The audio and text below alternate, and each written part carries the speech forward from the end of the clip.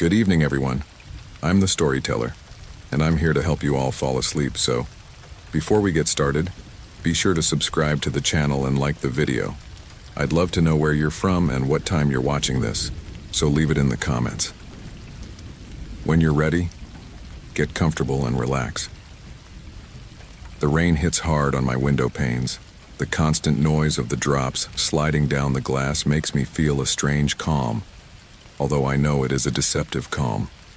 The dark sky covered by heavy clouds, and the storm seems to want to sweep away everything in its path.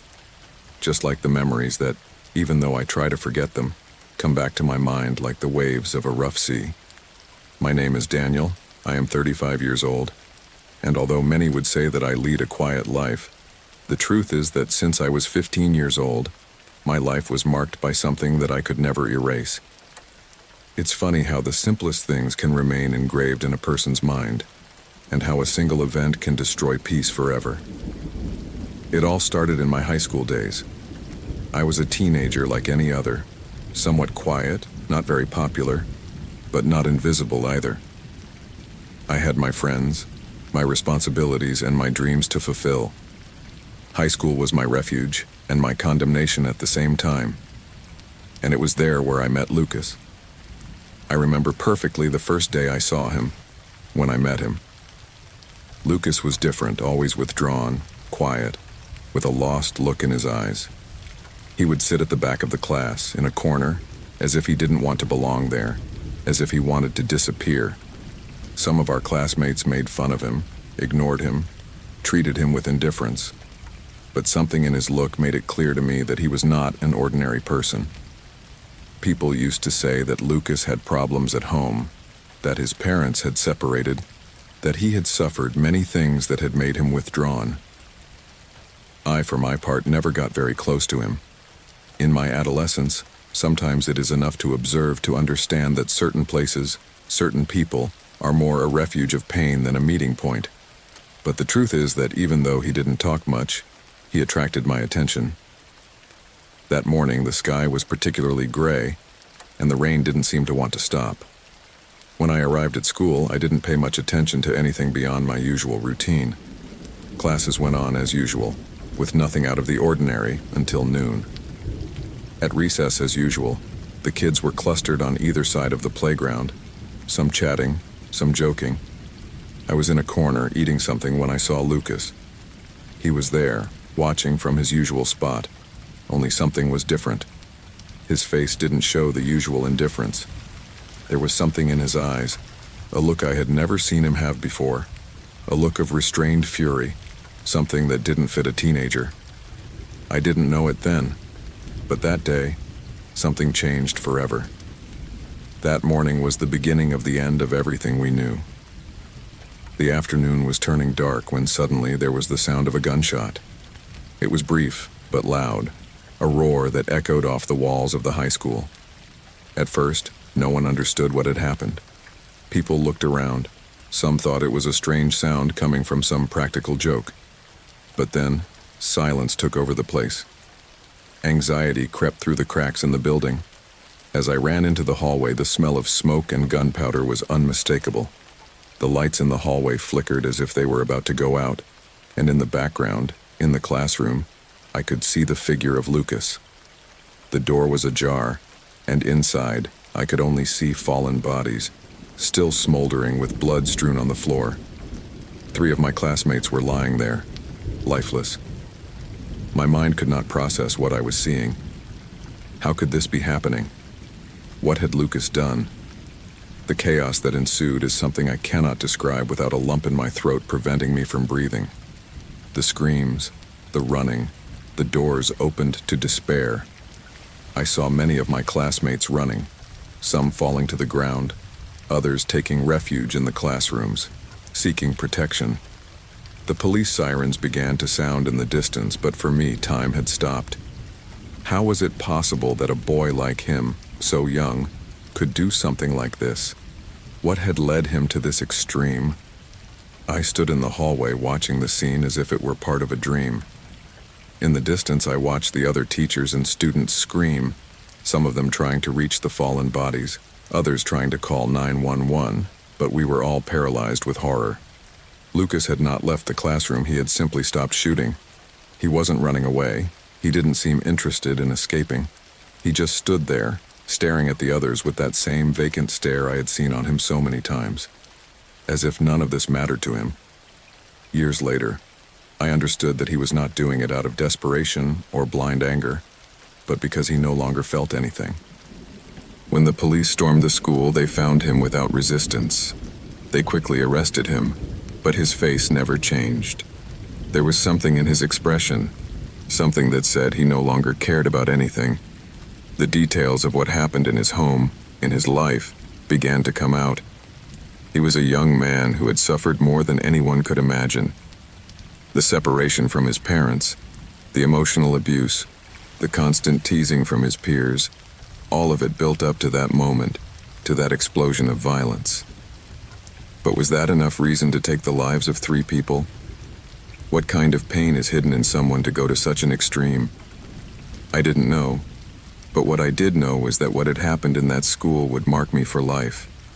I could never forget his eyes. I saw them up close later, when his case went through the courts. I remember that I did not feel hatred towards him, although I should have. I couldn't hate him because, in his gaze, I saw something that froze my blood. Emptiness. The emptiness of someone who, at some point, lost everything that made him human. Lucas never spoke about what he had done. He was arrested, convicted, and taken to a psychiatric institution where he would spend the rest of his life. As the years went by, I tried to move on. The memories were heavy, but over time I learned to live with them. But every time I hear the sound of rain, my mind goes back to that day. Every drop that hits the window transports me back to that school, to those hallways full of screams and the figure of that boy, standing there with that expression on his face, as if he was waiting for the world to crumble around him. The terror of that day, the feeling of being so close to death and not being able to do anything to stop it, is engraved in my soul. But what haunts me most is not the sound of gunfire, nor the faces of fallen comrades. It's the idea that, in some dark corner of Lucas's mind, there might be an answer to that question that has always haunted me. What drives someone to cross that boundary, to take a life with nothing inside them to stop them from doing so? And even more terrifying, who is safe when everything seems about to explode? The rain, constant and silent, continues to fall on the world. And though I try to leave that memory behind, I always know that, somewhere in the back of my mind, that image of that young man, with the empty stare, will never go away. My name is Tomas, and I am 59 years old.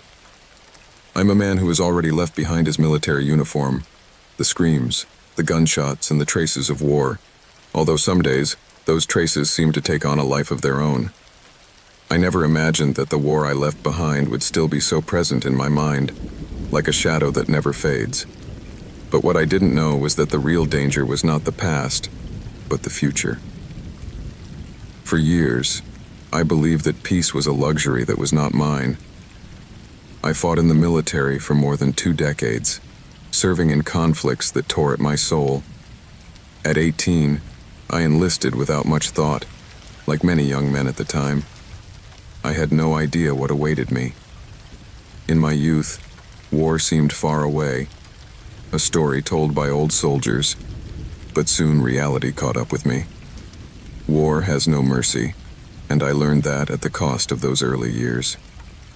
The faces of the men, women, and children I saw die in my arms have stayed with me, tattooed in my memory.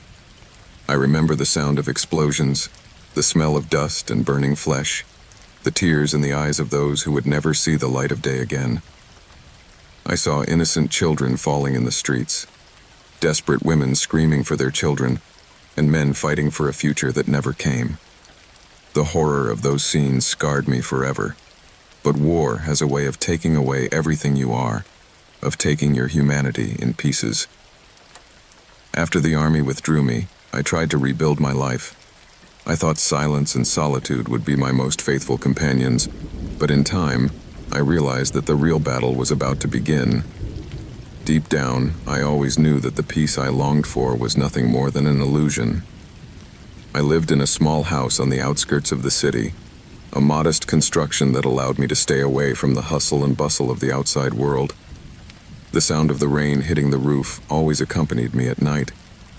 The constant sound of the drops falling on the window was the only thing that helped me fall asleep. One night, however, the rain was different. It wasn't just the sound of the storm that kept me awake, but a strange sensation that ran through my body, an uneasy feeling that I couldn't ignore. It was as if something was lurking in the darkness, something waiting for the right moment to attack me. There were days when the shadows seemed to come alive, and I felt that the past was closer than I wanted to admit. That night, the storm was raging with unusual force. The rain was pouring down and the wind was howling outside the walls of my house. Darkness seeped into every corner, as if it wanted to swallow me whole. It was no ordinary night. The air was heavy, and a tightness in my chest made me feel that something terrible was about to happen. That feeling stayed with me for hours, as I lay in bed, staring at the ceiling. My mind, as always, took me back to the war, to the days when death seemed a constant visitor. I remember how the explosions boomed in my ears, how the earth shook beneath our feet, and how we were forced to march into hell. There was something about that time that changed me forever, something I could not leave behind, despite the years that passed. Suddenly, a knock on the door made me jump. It wasn't the kind of noise one expects on a rainy night like that. It was a firm knock, almost as if someone had done it with the intention of getting my attention. My body reacted immediately, although my mind tried to play it down. I knew I was home alone, and there was no reason for anyone to come over at this hour. I got out of bed, cold sweat covering my forehead, and went to the door. I looked out the window facing the garden, but saw nothing. There was no sign of anyone, not even shoe prints in the mud outside. It was as if the door had been hit by an invisible force. I couldn't help but remember the moments when, on the battlefield, I felt that death was only a few steps away from me. That same feeling was now, lurking in the darkness, surrounding me. I picked up my gun and walked slowly toward the door. The rain was still pounding on the glass with the same intensity, and the wind had picked up. The trees in the garden were swaying violently, and the shadows seemed to move on their own. The silence grew thicker, as if the whole world was holding its breath. My heart was pounding in my chest, and fear was beginning to take hold of me. I opened the door, but there was nothing. Nothing but the rain and the wind. However, something told me I shouldn't turn around. A shiver ran through my body, and at that moment something changed. I looked down the road and I could see lights in the distance, moving fast. It was not normal. They were flashing lights as if a car was passing by on the main road. But they weren't stopping, and that made me think they weren't just travelers. Soon after, I felt a noise under my feet like a dragging. A strange sound, as if something heavy was dragging along the house. My pulse quickened, and the air became thick. I walked to the back, where the darkness was even thicker, and saw something that chilled my blood. A couple of figures were moving slowly through the garden, but I couldn't quite make out what they were. Their walk was clumsy, as if they had no control over their own bodies. Immediately, my mind jumped to memories of the war, when the sound of approaching enemy footsteps was the only thing you knew how to recognize before everything exploded. At that moment, I knew I couldn't stay there. I couldn't let it trap me. I made the decision to get out, to face whatever it was that was haunting my home. I went out the back door, my gun in hand. The rain was falling furiously, and the wind was howling louder than ever. The figure's footsteps were approaching, but they could not see me. I crouched down and moved slowly through the bushes, looking for a safe place from where I could watch. I saw them come closer, and my heart stopped for a moment. They were not soldiers or enemies of war. They were men, in threadbare clothes, with somber faces and empty eyes. Something in their gaze reminded me of those days when I saw death up close. They were like human shadows, empty of all purpose. just looking for a target. But something made me realize that they were not going to leave me alone. At that moment, I knew that my life could be at stake again. Death, that shadow that had never left me, was closer than ever. Fear turned into adrenaline. I could not stay there. Any mistake could cost me my life, and for a moment, I felt the end was near. I had to shoot them. There was no other option. Darkness, fear, and survival instinct took over me at that moment. I couldn't tell you what I really saw in those men, those beings that approached with slow and clumsy steps. But something in their eyes, that lack of awareness, chilled my blood. And their presence, that feeling that they didn't come with good intentions, was all I needed to know that I couldn't let them come any closer. I saw them through the bushes, dirty, messy, as if the storm was all they had left. I braced myself. There was no time to think about the consequences. Fear was pushing me to act. I took a deep breath, took aim, and pulled the trigger. The sound of the shot echoed like thunder in the storm. One of them fell to the ground, and the other stopped for an instant, as if the bullet had taken his life, or perhaps only stopped him momentarily. The man who had fallen did not scream. He did not writhe. He simply remained on the ground, motionless. And the other one, the one who had stopped for an instant, continued walking towards me without flinching. My heart was pounding, and for a second, everything I had learned in the war left me. I didn't know what to do.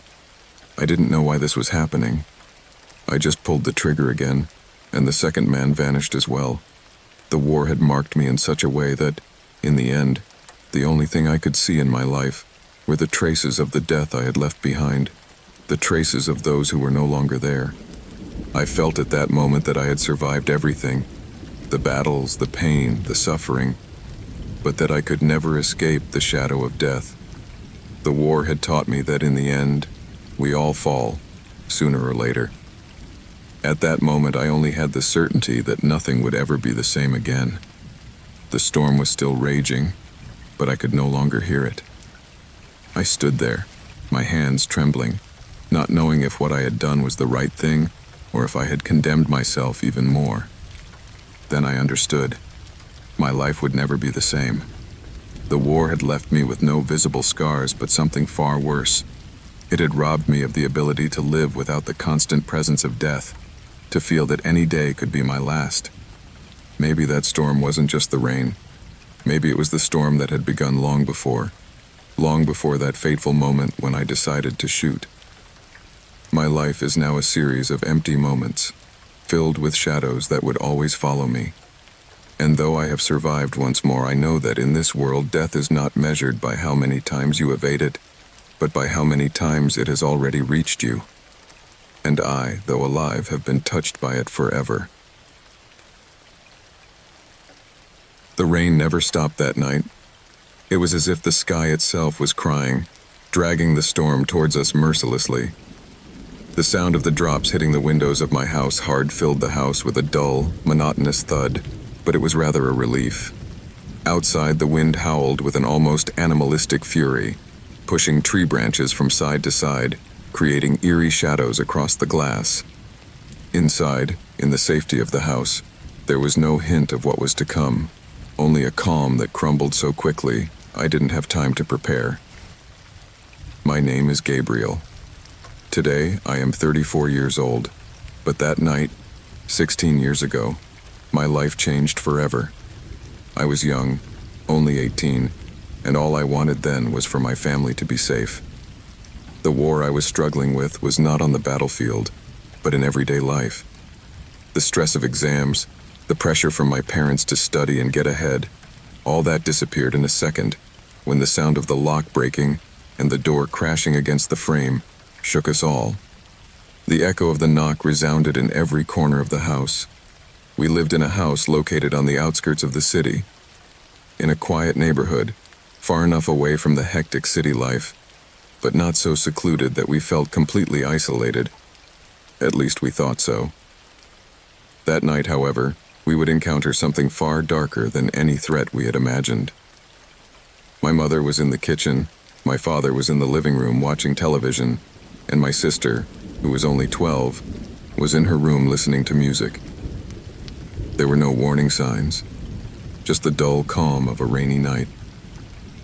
What I never expected was for that peace to crumble so quickly. The knock on the door made us look towards it, but no one got up immediately.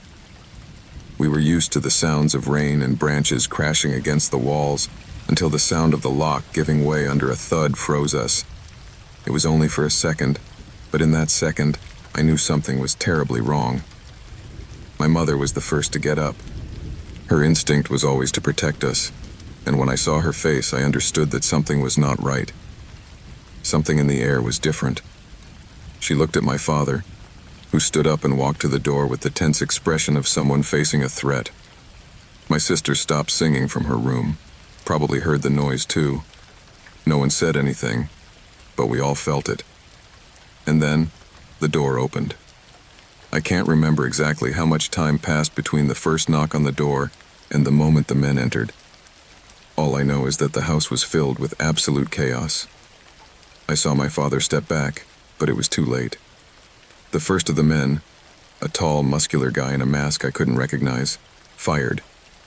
The sound of the bullet piercing the air was sharp, but the impact was even worse. My father fell to the ground with a grimace of pain on his face, and I could only watch, motionless, not knowing what to do. My mother screamed, a scream that was like a dagger through my chest. It accelerated the horror that was already beginning to form inside me. My sister began to cry, ran for the door, but one of the assailants caught up with her before she could reach the hallway. He dragged her like a rag doll, while the other one quickly approached my mother. The second shot caused my mother to fall as well, her body motionless on the floor, her eyes empty, staring up at the ceiling as if trying to comprehend what had happened. The room was filled with a metallic smell, my family's blood staining the floor so vividly that every step I took over it made me slip, as if horror wanted to cling to me. Everything happened too fast. I had no time to think, only to react. Time in those moments was stretching and compressing at the same time. My body seemed paralyzed, but something inside me began to scream, something that made me move. I ran towards the kitchen. I didn't think about the consequences. I just knew I had to save my life, to do something, anything, to prevent myself from becoming one of the victims.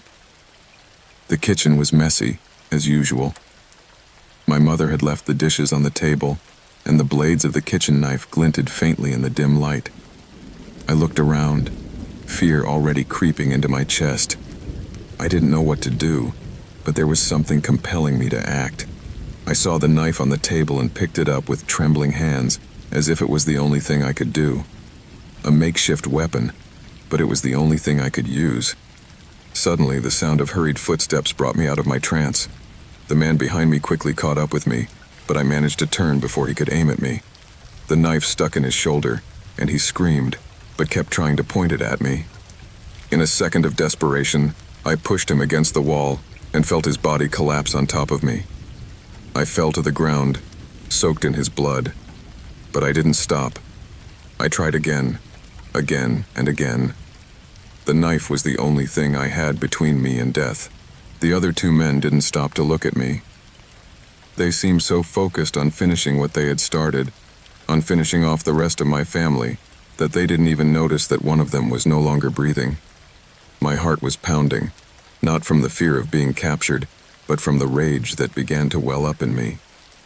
Every time my body moved to dodge the shots, every time I crawled into a corner of the kitchen to look for something to defend myself with, I felt angrier and angrier because my family was no longer there. The rain continued to fall, and although the storm outside the house was fierce, nothing compared to what I felt inside my chest. Finally, one of the men pointed his gun at me. I didn't have time to react. Everything happened again too fast. I remember the sound of a gunshot, the impact on my chest, and then the ground sliding beneath me as I lost consciousness. I woke up in a hospital, my wounds treated, but my soul broken. The men who attacked us were found, But the police never understood how I survived. Neither did I. When the smoke cleared, my house was gone. My life was gone. What at first appeared to be a simple robbery, one of those tragedies that we sometimes see on the news but never thought would touch us, turned into something much darker. From the first knock on the door, I knew nothing good would come next. But I had no idea of the brutality that would follow. The fear that gripped my body at the sight of the unleashed violence of these men was a feeling I had never experienced before. The idea of a robbery faded as quickly as the illusion that this was just a nightmare. What I experienced that night was the manifestation of human madness, the most primitive instinct to hunt another human being for nothing more than the pleasure of seeing his suffering. When they came in, they weren't just looking for what they could steal. They wanted more than that. They looked at us as if we were prey, beings that existed only to be destroyed. I saw in their eyes something I had never seen in people before, an emptiness, a total disconnection from humanity. Those men were not simple thieves, not even common killers. They were hunters, and we were the game they had randomly encountered. There was no fear in their eyes, only coldness and an insatiable need to control, to dominate. Death seemed to stalk me in every corner of the house. When my father fell, the sound of the bullet pierced the air with terrifying clarity, as if all time had stopped just so I could hear that echo. And the worst thing is that it wasn't enough. They tore us apart. They broke us. They took our lives with the same ease with which a fly is swatted.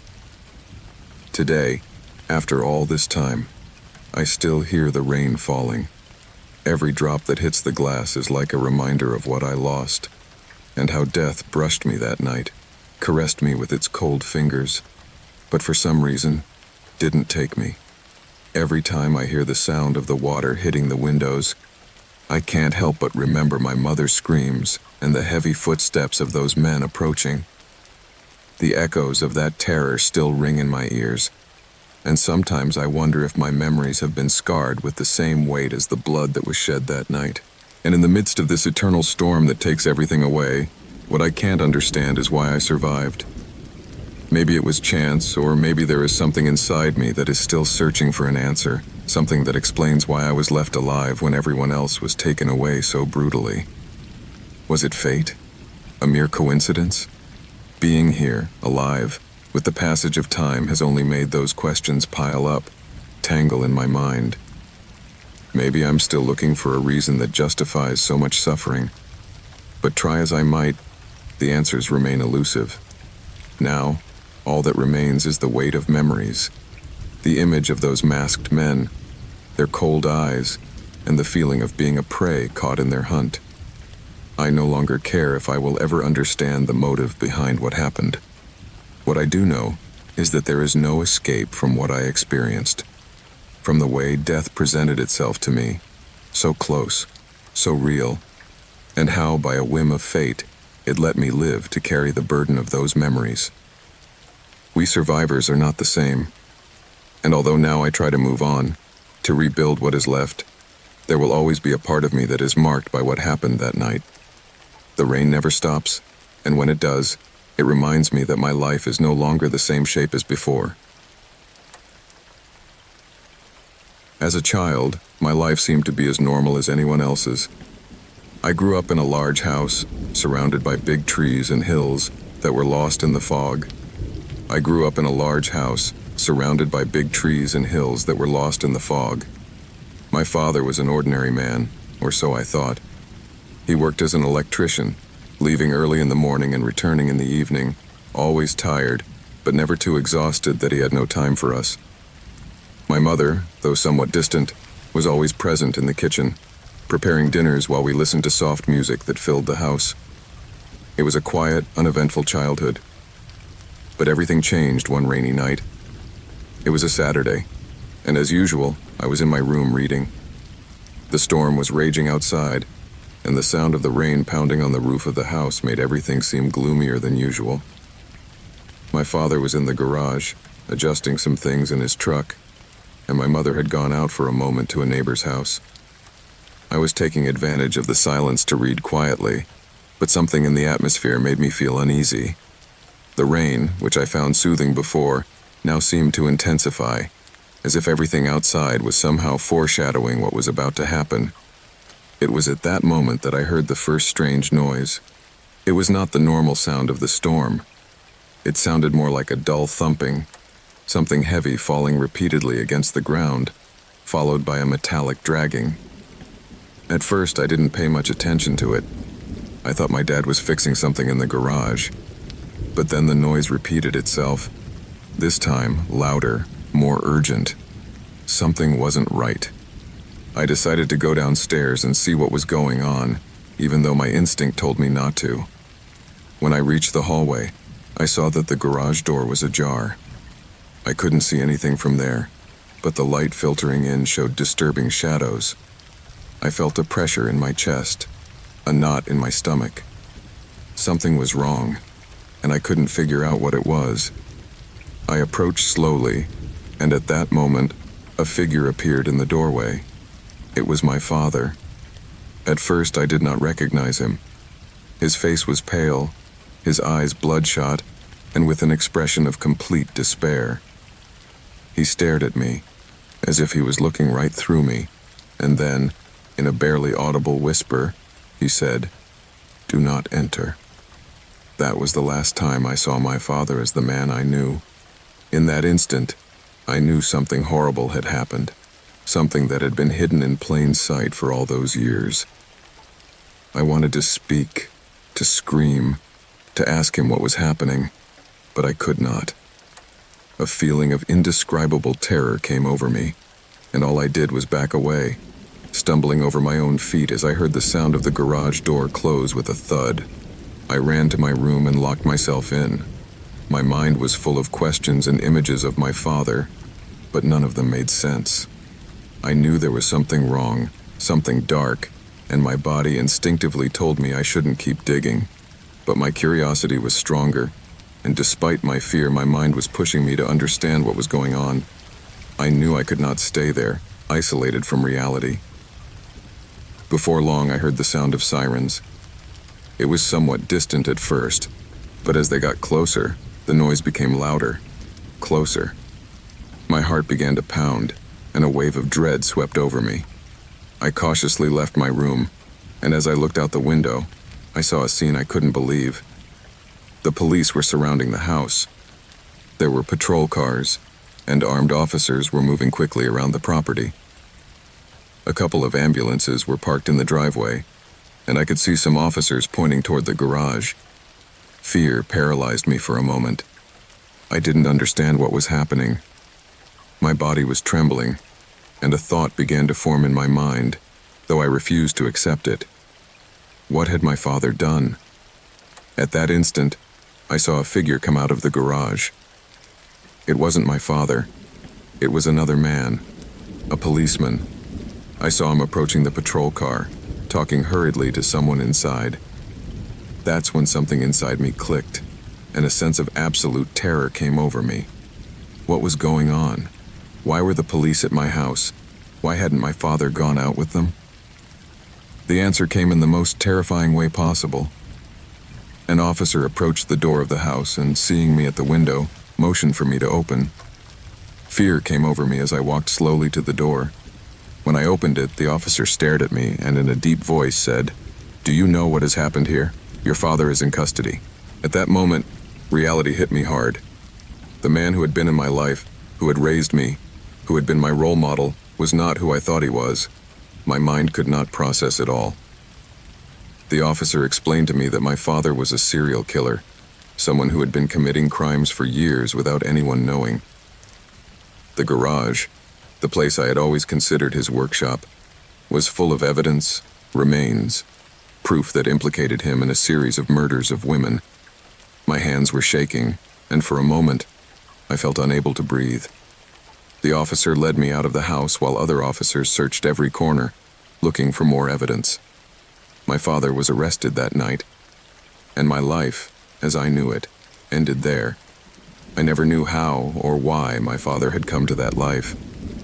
In those later days, when the news became public, everything I knew about him crumbled, like a house of cards. I had lived in his house with him for years, seeing the same faces, hearing the same noises, breathing the same air. How could I have missed it? How could I have missed the signs? But the answer was simple. Evil may be closer than we imagine, hidden under a facade so perfect it is almost impossible to detect. Years have passed since that night, but the terror I felt is as vivid as it was then. And every time the rain falls, I am overcome with the same sense of disorientation, the same fear I felt when I first discovered the truth. There are no answers for why it happened, no solace for the pain of knowing that my father, the man I thought I knew, was capable of doing something so monstrous. Today, I still live with that emptiness. The police asked me a series of questions that I never wanted to answer. People looked at me with pity, with distrust. No one understood what had happened, but I had no consolation left. Sometimes I wonder if the evil is really present from the beginning, hidden under a layer of normality, waiting for the right moment to come to light. And if I was as blind as everyone else to see it. But one thing is for sure, the life I knew before that storm will never return. I had never been a nightclub lover, but that night the city seemed so empty, so full of hopelessness, that I accepted the invitation of a couple of friends. The rain fell relentlessly on the wet streets, and as I watched the drops sliding down the windshield, I felt an emptiness inside me that urged me to go out. The sound of thunder made me jump from time to time, but what made me most uneasy was that feeling of not being able to escape the storm, neither the physical nor the emotional storm. So I accepted, without much thought, my friend's proposal to go to a nightclub. The car drove through the deserted streets, the lights of the city reflected in the puddles of water. The storm seemed to take over everything, and the fresh air hit my face, relieving, if only for a moment, the discomfort I was feeling inside. Deep down, something was telling me that going out was not the best idea, but the desire to get away from my somewhat melancholic thoughts about the breakup with my recent partner led me to go ahead. Suddenly, a vibrant neon light appeared in the distance, flickering like a beacon in the storm. It was the nightclub, the destination my friends had dragged me to. It was packed, as always, with people looking to escape their lives for a few hours, seeking respite amidst the despair that surrounded us all. The entrance was adorned with bright lights that gave the sensation of being the threshold to a different world. The promise of a carefree night tempted me, though I knew it was not my place. The inside of the club was everything I expected: colored lights, thunderous music, and a crowd of bodies moving to the music. The high steel ceilings and brick walls gave the place a claustrophobic atmosphere, and the humidity from the storm had seeped inside, drenching the air with a mixture of sweat and alcohol. The sounds intermingled, the shouts of joy, the forced laughter, the accelerated footsteps of people walking back and forth. My friends headed for the dance floor, but I decided to stay near the bar. The atmosphere was too dense for me, a reminder of how easy it was to get lost in the dark, of the fleetingness of fun in the midst of despair. I was watching the people, those bodies moving like shadows, when something made me look toward the back of the club. It was not a sound, not a word, not even a figure. It was rather a sensation, something in the air that suddenly changed.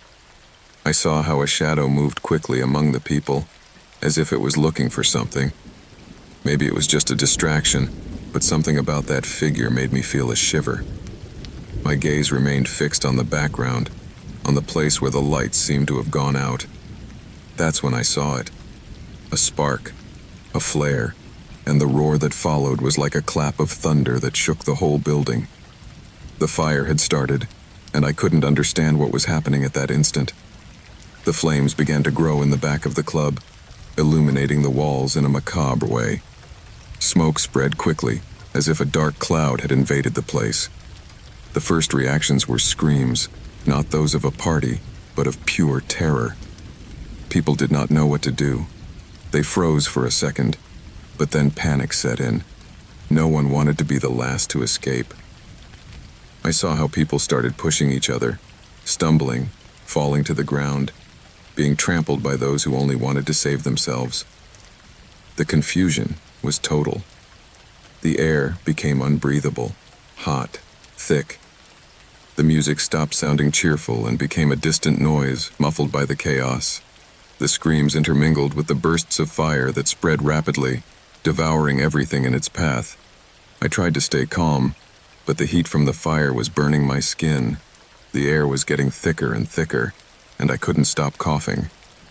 The feeling of claustrophobia came over me immediately. The club, which had once seemed like a temporary refuge, was now a deadly prison. I watched as some people fell. Some did not get up. Others were trapped in the masses of people struggling to reach the exit. Desperation was reflected in the faces of those around me, and at that moment I realized something terrible. The fire was not the worst thing. The worst was the panic, the fear that gripped everyone. I saw how someone pushed someone else mercilessly, how people crowded to get to the exit door, how some stumbled and fell, with no one able to help. Everything became a human stampede, a savage struggle for survival. In the midst of the confusion, heat and smoke, I could barely see. Visibility was minimal, and all I could hear was the roar of the fire and the incessant roar of bodies colliding. Humanity was crumbling in that small space. All that remained was the brutality of survival. I ran without thinking, pushing those who got in my way. Adrenaline coursed through my body and propelled me forward. Every step I took me a little further away from the immediate danger. But the fire followed me, like an invisible monster advancing without control. I saw a woman fall to the ground, her screams lost in the crowd. But no one stopped. No one thought of anything but escape. Panic had invaded everyone. Reason was completely gone. The pain in my legs was unbearable, and the hot air seemed to burn my insides. My eyes filled with tears, not only because of the smoke, but also because of the helplessness. I didn't know what to do. I couldn't think of anything but getting to the exit. The stampede of people around me pushed me forward, not caring if I fell, if I stumbled. I just wanted to get out. I saw the door, so close, but the crowd seemed endless. People were pushing and shoving, crawling, looking to escape, and I was no different. When I finally made it out, the cool, fresh air from the rain hit my face as a reminder that I was still alive. My lungs ached, my body was shaking from the adrenaline, but at least I was out of the fire and out of the nightmare. At that moment, the physical pain seemed minor, almost irrelevant, compared to what I had just experienced. I didn't know how I had managed to escape from that hell, from the human stampede, from the flames that devoured my soul as much as my body. Maybe it was luck, or maybe something else. Something that I did not understand, and that I would never be able to understand.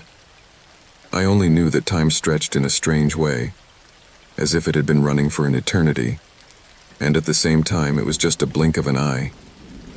But reality hit me hard as my mind flashed back to the scene I had just experienced.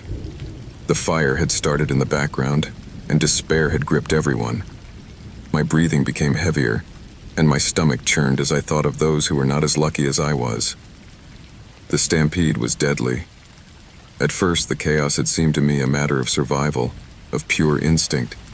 But now, as I stood outside, on the threshold of what seemed like a war that had scarred all of us who survived, I understood that many of those who were there may not have had the chance to escape.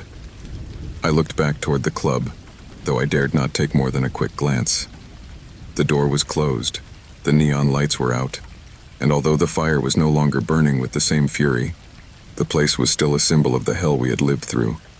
A weight in my chest settled on my chest as I thought of my two friends, those with whom I had arrived that night. In the chaos, I hadn't been able to see or think about them. I didn't know if they had managed to get out, if they were trapped inside, I didn't even want to think about the worst.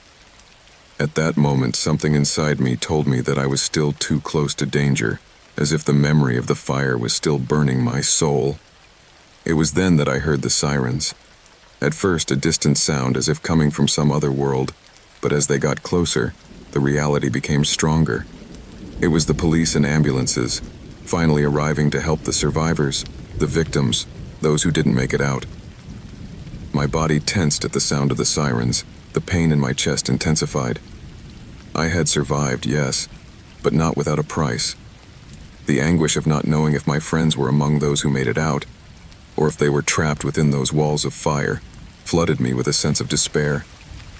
Somehow, even though the chaos was calming down, I felt my mind couldn't process it all. The rain was still coming down hard on the city, as if the sky was washing away the tragedy. The sirens were getting closer and closer, and police and paramedics began to arrive on the scene. I watched as some ran toward the ruined building, hoping to find those who might still be alive inside. Others stayed outside, tending to those who had already managed to escape, making sure they were not seriously injured. I approached one of the paramedics, feeling a strange disconnect, as if I was still trapped in the horror of that night. They quickly checked me over, making sure I was fit for care, but at that moment my mind could only think of my friends. I wanted to know if they were out too, if they were safe. Someone gave me a blanket and tried to calm me down, but my head was filled with images from inside the club. The fire, the smoke, the screams, the struggle to survive. I couldn't help but look toward the building, hoping to see someone familiar come out, though I knew that was unlikely. Ambulance lights flashed as a sign that the tragedy was just beginning to process, and each passing minute seemed to lengthen, as if time was suspended. The paramedics began to do their job, getting injured people out, transporting them to ambulances quickly, but it all seemed so distant, so alien to me. I no longer felt like part of the chaos, but I knew I could never completely escape it. The images of that night were still burning in my mind. The people who fell, those who were trapped, those who could not get out in time. Among those faces, those of my two friends, those familiar faces that now seemed so far away. I didn't know if they were among those who had been saved, or if their fate had been different. And that thought, that uncertainty, was what was slowly killing me inside. The sirens continued to wail as the paramedics rushed to get people out of the scene. At one point, I saw one of my friends being placed in an ambulance. His face was full of pain, but he was alive. I could not believe it.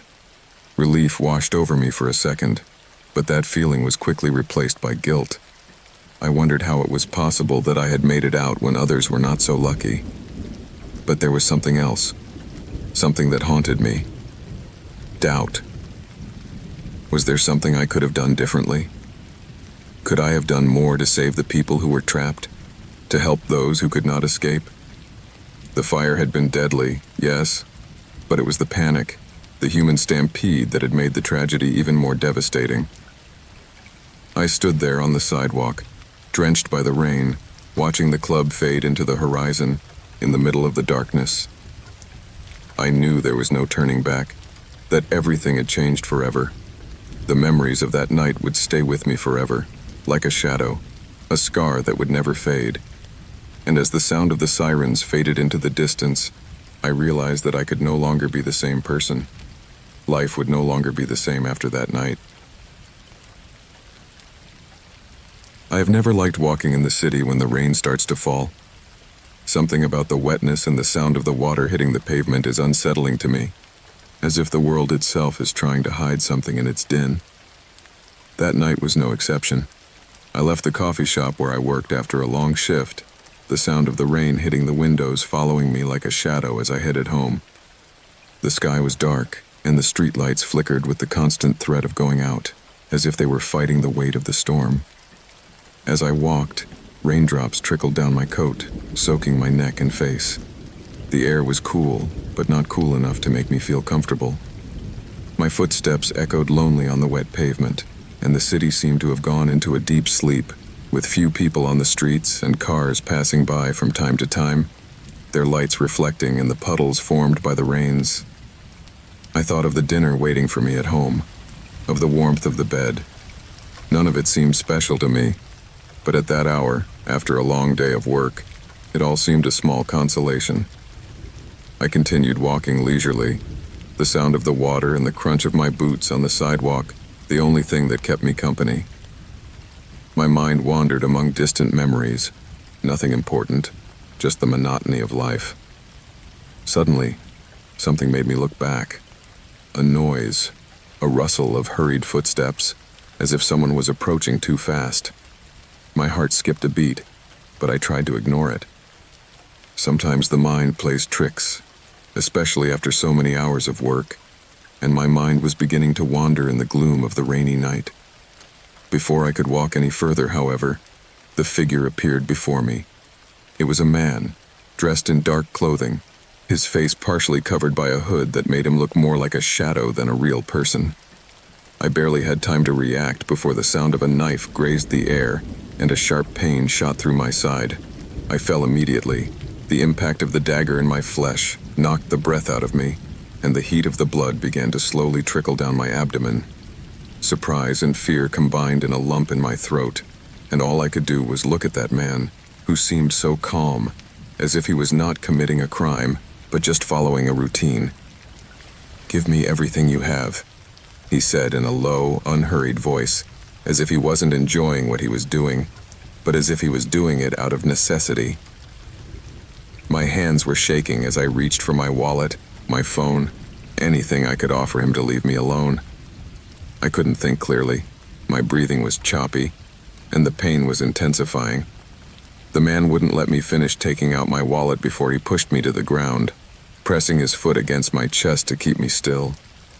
With his other hand, he began to rummage through my pockets, and it was then that he plunged his knife into my abdomen, at which point I could see his eyes flash with a mixture of anxiety and coldness. I felt helpless, as if I could not move, as if the rain that kept falling on us was the only real thing left in the world. The feeling of being so close to death enveloped me, not only because of the pain, but because I felt that this man would not hesitate to kill me. I was completely vulnerable. The next thing happened so fast that I couldn't even react in time. Suddenly, the man turned away from me and started walking towards the street, as if he was in no hurry, as if he had done nothing at all. But the fear kept rumbling in my chest, and the pain in me intensified. I tried to get up, but my legs were unresponsive. My vision was blurred by the loss of blood. The man had left me there, lying on the sidewalk, alone with the rain pouring down on me, with no one in sight. I remember closing my eyes for a moment, waiting for the darkness to envelop me completely. The sound of my short, agonized breaths mingled with the rumbling of the storm. I felt the cold begin to take control of my body, and the warmth of the blood ceased to be so intense. I thought I had been left alone, abandoned to fate. It was then that, in the distance, I heard the sound of a car stopping. I couldn't tell if it was a private car or an ambulance, but what really mattered was that someone had seen what happened. A man approached quickly, his face pale with a look of panic. At first I didn't understand what he was saying. I only heard fragments of choppy words, and I felt something touch my arm, trying to make me react. I didn't know what it was that made me cling to that hand, but the simple fact that someone was there, out of the reach of the darkness, gave me some hope. From then on, everything was a whirlwind of lights, distant voices, and unbearable pain. I felt myself being lifted, my body being moved, the cold metal of a stretcher surrounding me, and the sound of ambulance sirens was the only thing I could hear in my mind. The sudden movement of the ambulance and the strobe lights made me feel like it was all a nightmare. But it wasn't. I was alive, though I didn't know for how long. All I knew was that someone had called 911, and that I had been lucky to be there when the rain was pouring down on the world. When I arrived at the hospital, the doctors immediately took charge. As I was being treated, amidst the confusion and pain, I couldn't stop thinking about what had happened. How I had been attacked out of nowhere, how life could change so quickly. The only thing I wished at that moment was that everything would end, that the pain would go away with the rain, that the fear and uncertainty would be washed away. The days that followed were a mixture of physical and mental recovery. I received visits from doctors, But the injury to my body was not what tormented me the most. It was the feeling of vulnerability, of having been so fragile in the face of a man who only wanted to rob me, but who did not hesitate to hurt me when he felt threatened. And it all happened so fast, so without warning, that I still wonder what would have happened to me if it hadn't been for that person who happened at that moment. Maybe I wouldn't be here, telling my story. Sometimes, when the rain falls over the city, I can't help but remember that moment. The fear is still present, and the uncertainty of what could have been accompanies me wherever I go. But what I am left with is the fact that life, in its rawest form, can be so ephemeral. One day you're walking down the street, and the next, you're faced with the fragility of existence. And although my body is healthy, my soul remains vulnerable, always hoping that the rain won't wash away the only thing we have left, life. My name is Javier. I am 35 years old and I am an ordinary man. I'm not one of those guys looking for adventure, nor am I a hero. I used to work as a manager of a small supply store. That night, however, my destiny was not ordinary. I had been traveling for work and decided to stop at a small hotel on the outskirts of town. The weather was terrible, and the idea of continuing to travel seemed too risky.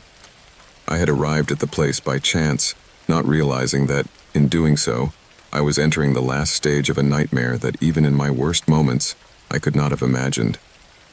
The hotel was old, the kind of place that has a decadent feel, but still retains some charm. The receptionist, a middle-aged woman with a distant expression, handed me the key without a smile, as if she didn't feel like talking. I didn't feel like talking either. I went up to the second floor, walked down the poorly lit hallway, and headed for my room. The sound of footsteps on the carpet was the only thing that broke the silence. I wasn't thinking about anything in particular, just resting. The room was simple, with a large bed and a bathroom that could hardly be called spacious. I set my briefcase on the table, plopped down on the bed, and closed my eyes, letting fatigue wash over me. It was then that I began to hear something strange. I didn't notice it right away, but before long I knew it wasn't just the rain. It was a low murmur, something that could have been a distant conversation, or maybe the sound of someone talking on the phone. At first I tried to ignore it. I thought it was other guests, but when the murmurs became more audible, my curiosity began to be piqued. I got out of bed and approached the bedroom door. I listened for it. Step after step, a sound that didn't belong to someone simply walking down the hallway. It was no ordinary noise. It had a quality that chilled my blood. It was as if someone was walking cautiously, on purpose, not wanting to be detected. Something was not right. Something in my instinct told me that I should leave the room, that I should find out what was going on. I opened the door gently, without making a sound. The hallway was dark, lit only by dim lights that gave the place a somber air. At the end of the hallway, a door was ajar. There was no one in sight, but the open door seemed strange to me. Something told me that I had to investigate, that I had to know what was going on. I approached without thinking too much about it, but the moment I got close to the room, a sense of dread came over me. I saw what was happening inside the room. A man, tall and grim-faced, was standing, staring at a woman. She was kneeling on the floor, her eyes full of terror, while he held a knife in his hands. It was a disturbing contrast. He was completely calm, almost serene, while the woman was trembling, silently pleading. All I could do was stand there, motionless. My legs turned to lead, and my mind was so overwhelmed that I didn't know how to react.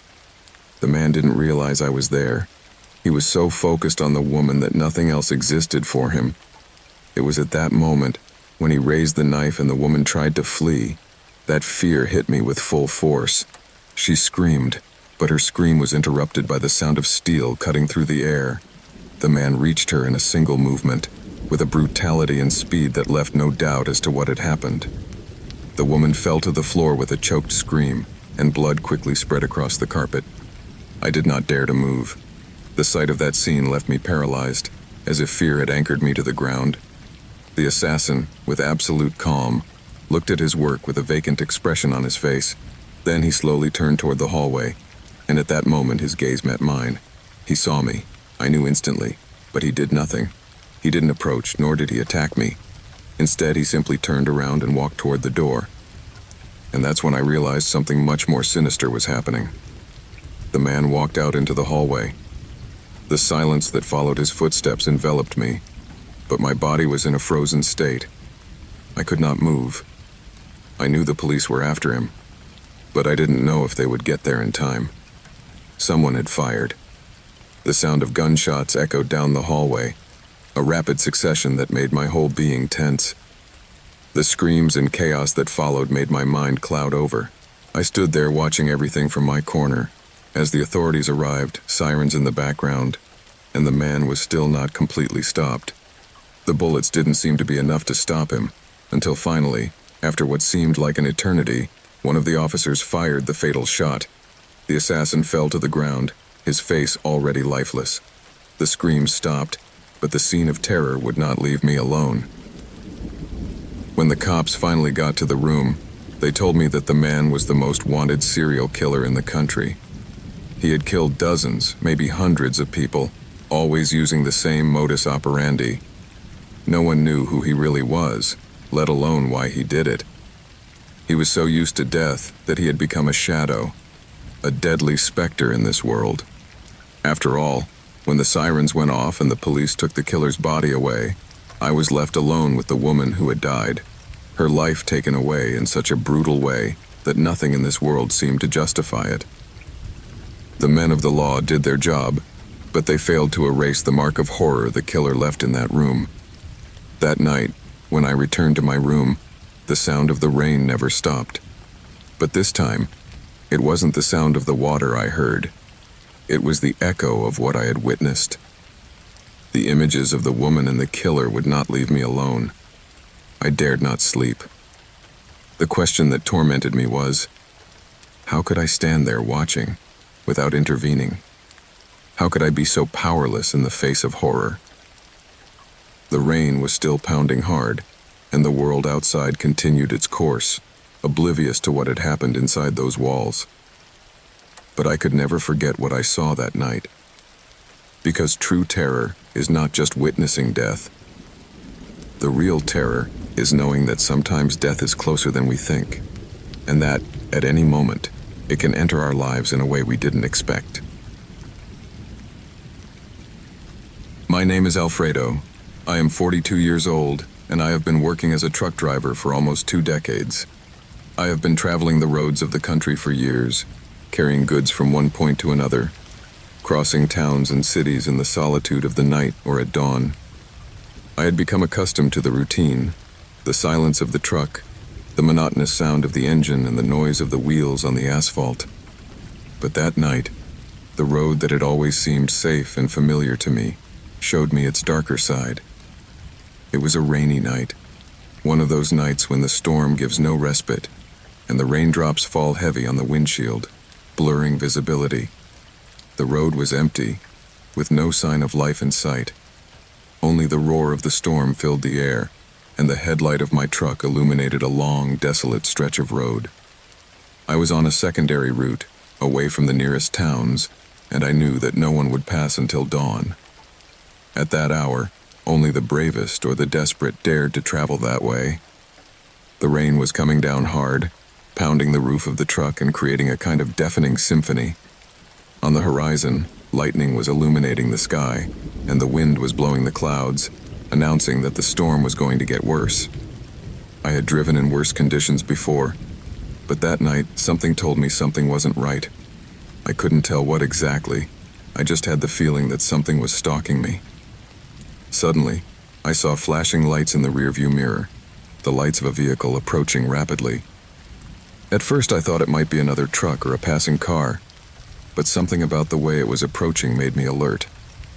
The lights were too bright and seemed to be moving in an erratic manner, as if they were accelerating at high speed. I tried to ignore it and continue on my route, but the lights kept getting closer and closer, until I knew I couldn't let it pass. At first I only heard the sound of the car's engine approaching, But then the sound changed. The engine suddenly cut out, and the car stopped right behind my truck, without any warning. My instinct told me that I should not brake, that I should keep going, but I could no longer ignore what was happening. I accelerated a little, but there was no way to escape. The other car was also accelerating and following me closely. At that moment, fear began to take over. I had no idea what that driver wanted, but I didn't like the way it all felt. On that deserted road, surrounded by darkness, the lights of the car following me were the only thing visible, and that feeling of being watched made my blood run cold. It didn't take long for another, smaller car to appear out of nowhere, joining the chase. The fear was increasing. I was stuck in the middle of the storm, unable to see clearly where I was going, and with two strange vehicles chasing me. Suddenly, the vehicle behind me began to overtake me, not from the side, but directly in front of my truck, recklessly. I watched as it came to a screeching halt, blocking my path. At that moment, I couldn't help but panic. There was no way to back up, and if I tried to avoid them, I might tip the truck over. I was trapped. I had no options. A cold sweat broke out on my back as my hands trembled on the steering wheel. I knew I was at the mercy of these strangers. At that moment, a flash of brighter lights illuminated the storm. The two cars that had been following me opened up in one swift and precise movement, positioning themselves in front of and behind me. It all happened so fast that I couldn't even react. The truck's engine suddenly cut out, and I knew it was the end. A few seconds later, I saw one of the car doors in front of me open, and 3 men got out. I couldn't see their faces clearly, but their posture, their movements, told me everything I needed to know. My heart was pounding as one of them quickly approached my truck. Through the fogged glass, I could see that he was holding something in his hands, something long and metallic. Terror paralyzed me. My whole body was tense, and my mind could only think of escape. But I knew I couldn't. I couldn't run. I couldn't flee. I was trapped in the cabin, with the men closing in. The rain was pounding against the window furiously, and the sound of the falling water only increased my anxiety. The man approaching me began to bang on the window with the object in his hand. My mind was blank, my body no longer responding the way I wanted it to. I couldn't help the muffled scream that came from my throat when finally the man broke the glass and reached inside the truck.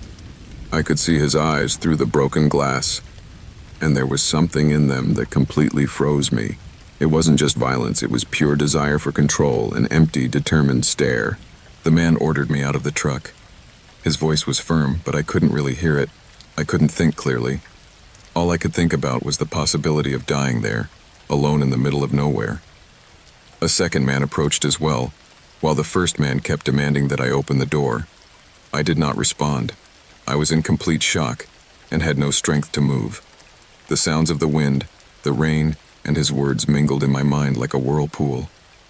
At that moment, I knew I had no control over what was happening, that I was at their mercy. In the blink of an eye, the man ripped the door off the truck, and one of them quickly climbed in, holding me tightly by the neck and pushing me back. My breathing became heavier, almost unbearable. I could do nothing to defend myself. I was totally at his mercy. I could feel the coldness of his metal weapon pressing against my skin, and that sense of mortality, that my life was about to end, came over me with such force that I felt as if everything had stopped. But then something happened. A distant but distinct sound began to approach. The sound of sirens. At first I didn't believe it. I thought I was imagining things. But then, the noise became clearer, and I finally understood that the police were approaching. The men stopped for a moment, as if assessing what to do. What happened next was a quick, frantic exchange of glances. At that moment, I knew it wasn't the end, that there was a chance, a small crack through which I could escape. The men released me, and with terrifying speed jumped out of the truck. Fear paralyzed me for an instant, but the sound of the sirens was approaching loudly, and their presence seemed to make the assailants decide to flee.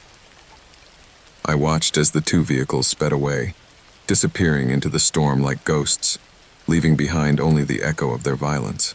I stayed there, sitting in the driver's seat, unable to move. The sirens came on minutes later, and officers began to attend to the situation. Fortunately, the police had received an emergency call and arrived just in time to prevent the worst. Although I could not see their faces, I knew that these men were dangerous, and that, had it not been for the intervention of the authorities, I would not be here now. The rest of the night passed in a chaos of questions, reports, and the feeling that death had been just one step away from me. I was taken to the police station to make a statement, but all I wanted to do was get out of there, go home, and try to forget what I had been through. It did not take them long to deduce that the men's intention was probably to steal the cargo he was carrying. They were so determined to do so that they did not hesitate to risk it, even in such an isolated area, under such a fierce storm. But time was not on their side. The sound of the sirens, like an omen of salvation, forced them to flee in haste, unable to carry out their plan. The men managed to escape, but the terror of that night would never leave me. I knew that no matter how much time would pass, the fear would still be present on every trip I took on the road. The road had ceased to be just a path to the destination and had become a constant reminder of the fragility of life, of how close I came to losing it. My name is Mario. I am 45 years old, and I have been working as a cab driver for more than a decade. It's a job that few understand and even fewer respect. But for me, it's a way to make a living, to put bread on the table and make sure my children have what they need. Over the years, I have grown accustomed to the long hours in solitude, to the endless silences that are broken only by the sound of the engine or the murmur of passengers. In the cab, time seems to pass in a different way, as if each ride were a small story of crossed lives. The night of that trip began like any other. It had been raining since the afternoon, an incessant storm that bathed the city and turned it into a distorted reflection of lights on the wet asphalt. The streets were deserted, and hardly any cars were driving. Most people preferred to stay home when the weather turned like this, and I thought it might be a quiet night of little travel. I even considered returning home early, but an inexplicable impulse made me drive around one more time, looking for a passenger lost in the dark and rain. I had been walking along the avenues for some time when, as I turned a dimly lit corner, I saw a figure at the edge of the road, standing in the dim light of a flickering pole. It struck me as odd. There were no cab ranks around there, nor any place where a person could have stood waiting. Still, I approached and stopped the car, rolling down the window to offer service. It was an almost automatic reaction, part of the job. As soon as he got in, a strange shiver ran through my body. He was a grim-looking man, and his presence filled the air with a tension I couldn't explain. I started the car, and we began to move forward in the pouring rain, under a heavy silence that seemed to oppress the interior of the cab. The man hadn't said a single word, just pointed at me with sharp movements every time he needed me to turn.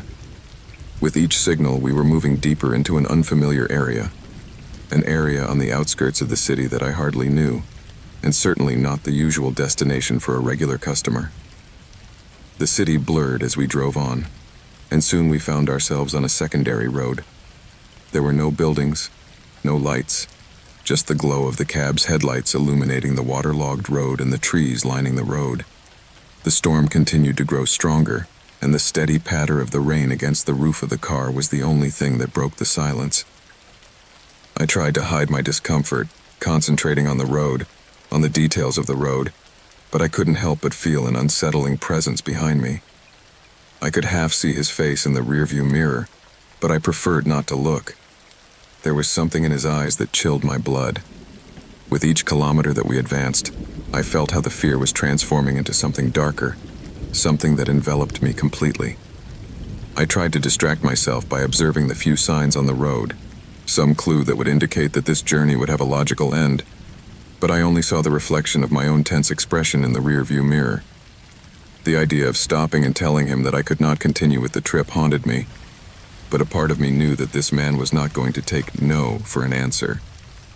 After what seemed like an eternity, the man gestured for me to turn off on an even darker road. That secondary road led us to an abandoned industrial area where the factories, rusted and empty, looked like ghosts in the night. There, in the middle of the gloom and the storm, I saw another car stopped on the side of the road. It was a black sedan, with its lights off and its windows fogged up. I felt an impulse to turn the steering wheel and turn around, to get out of there as fast as possible. But my passenger gave me no choice. He ordered me to stop next to the sedan and got out without a word. The darkness was almost complete, and the little light reflecting off the puddles of water was not enough to reveal much. From my seat, I could see the man open the back door of the other car and begin to pull something, or someone, out of the seat. I couldn't quite see what he was doing, but the sound of a thud and the thudding noises that followed made me shiver. Something horrible was happening in front of my eyes, and I could do nothing to stop it. I was trapped in my own fear, paralyzed by the certainty that if I tried to escape, the man would turn on me without hesitation. Then, I saw it. Inside the other car, a motionless, blood-drenched figure, his face disfigured by fear and horror. The man returned to my cab with stained hands and a cold, almost mechanical expression. The silence between us was thicker than ever. I knew I was in a situation of extreme danger, and that any false move could be my last. When we returned to the city, I knew that this experience would mark me forever. Every corner, every street I walked on the way home was bathed in a darkness I had never noticed before. The city that night seemed to have transformed into a hostile place, a space where any shadow could hide a threat, and where the sound of the rain mingled with the beating of my heart, which still could not calm down. When I reached the corner where he told me to stop, he got off without a word and disappeared into the shadows of the night. I accelerated without looking back and drove aimlessly, my hands shaking and my mind in a state of utter confusion. I don't know how I made it home that night, but I did. I locked myself in my room and tried to fall asleep, although fear was still running through my body. From that night on, the cab became a kind of prison for me. Every time a passenger got in, I felt that something bad could happen. The streets, the darkness, the sound of the rain. Everything reminded me of that experience I had gone through and still couldn't fully understand. Eventually, I learned that the police found several bodies in the industrial zone, and the media began to talk about a murderer who moved around in stolen cars. But his identity was never known, and the fear of running into him again settled in my life like a shadow that never managed to dissipate. Since then, I have gone over that night in my mind again and again, trying to understand why he took me to that secluded, dark area. Why did he need a cab driver like me if the man inside the sedan was no longer breathing when we arrived? Maybe it was to cover some trace, so that someone else would be left as a witness to that horror-laden silence. Or maybe he just wanted to sow fear in another life, to prolong the echo of his presence, of his cruelty.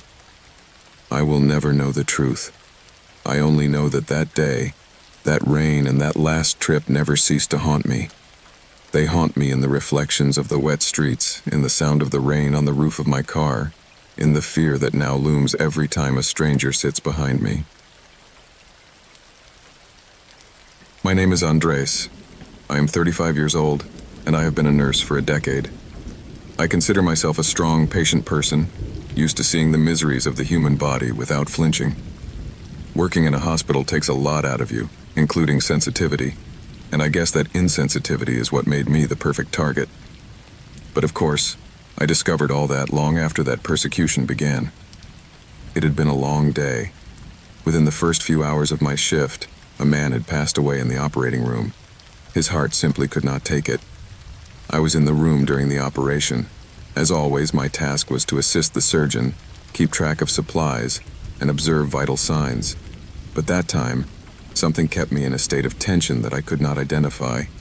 It was like a persistent feeling of uneasiness, as if the charged atmosphere of the operating room hid something more than a deteriorating body. The surgery had been complicated, that was clear. The patient, a man in his 40s, arrived with a severe injury and already showing signs of shock. The surgeon and I did our best to keep him stable, but his vital signs began to fade rapidly. We stared at the screen with the flat line, feeling defeat spreading in the air. By the time I finished my shift, I was exhausted. There was a heavy rain that night, and lightning intermittently illuminated the hospital corridors. I walked to the lobby, where a deathly silence reigned in the early morning. Outside, the streets were soaked and deserted. A kind of cold mist hung over the city like a veil of uncertainty. I took out my umbrella, pulled up the collar of my coat, and walked to the bus stop. As I waited in the rain, I thought I saw a shadow across the street. I thought it might be some patient or homeless person seeking shelter. I didn't think anything of it. But when the bus arrived and I got on, I felt a strange sensation. It was as if someone was watching me from afar, from the darkness expanding behind the wet windows. I attributed that paranoia to fatigue and the fact that I had spent so much time in a hospital in the midst of a tragedy. I knew the patient's family had been devastated. Some had even given me resentful looks, as if I were responsible for their loss. I reached my stop and got off, walking in the rain toward my building. The streets were dark, and the sound of my footsteps mingled with the sound of the drops crashing on the ground. Suddenly, I felt someone else walking behind me. I turned quickly, but saw no one. I quickened my pace, feeling my heart begin to beat faster. I reached the door of the building, and while I was looking for the keys, I saw a figure on the corner of the street, motionless, watching me. I couldn't make out his face, but something about his rigid posture and the way he was looking at me sent a shiver down my spine. The next day, I forced myself to think that the figure in the corner was just a random person, someone waiting for someone else. However, for the next week, every night as I left the hospital, I felt that same presence. It followed me silently, sometimes hiding in the shadows, sometimes walking behind me with a slow, steady pace. No matter how hard I tried to sneak away, that figure would always appear at some point, staring at me with a cold hatred that felt tangible, like an invisible blade digging into my back. Days passed, and the tension turned to terror. I reached a point where every sound, every shadow, every figure I saw as I turned a corner made me tremble. I slept for only a few hours, and when I closed my eyes, the memory of that dying man, the monitors shutting down, and the despair on his family's faces haunted me in my dreams. Nightmares mingled with reality, and I no longer knew if the shadow that haunted me was real, or if it was a product of my exhausted mind. One night, I decided to change my usual route. I walked down alleys and around entire blocks, thinking that maybe I could throw that figure off. As I walked down a poorly lit street, I heard footsteps behind me, getting closer and closer. I stopped, turned slowly, and there he was. A tall man, with a blank stare, the same one I remembered from the family of the patient who had passed away.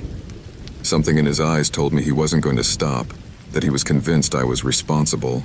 That rainy night when the footsteps behind me seemed firmer and more determined than ever, the inevitable happened. In the middle of the dark, deserted street, I felt a tug on my arm that made me turn sharply.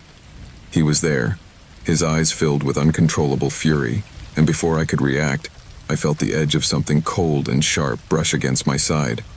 An intense burning raced through my body, and I realized there was no escape.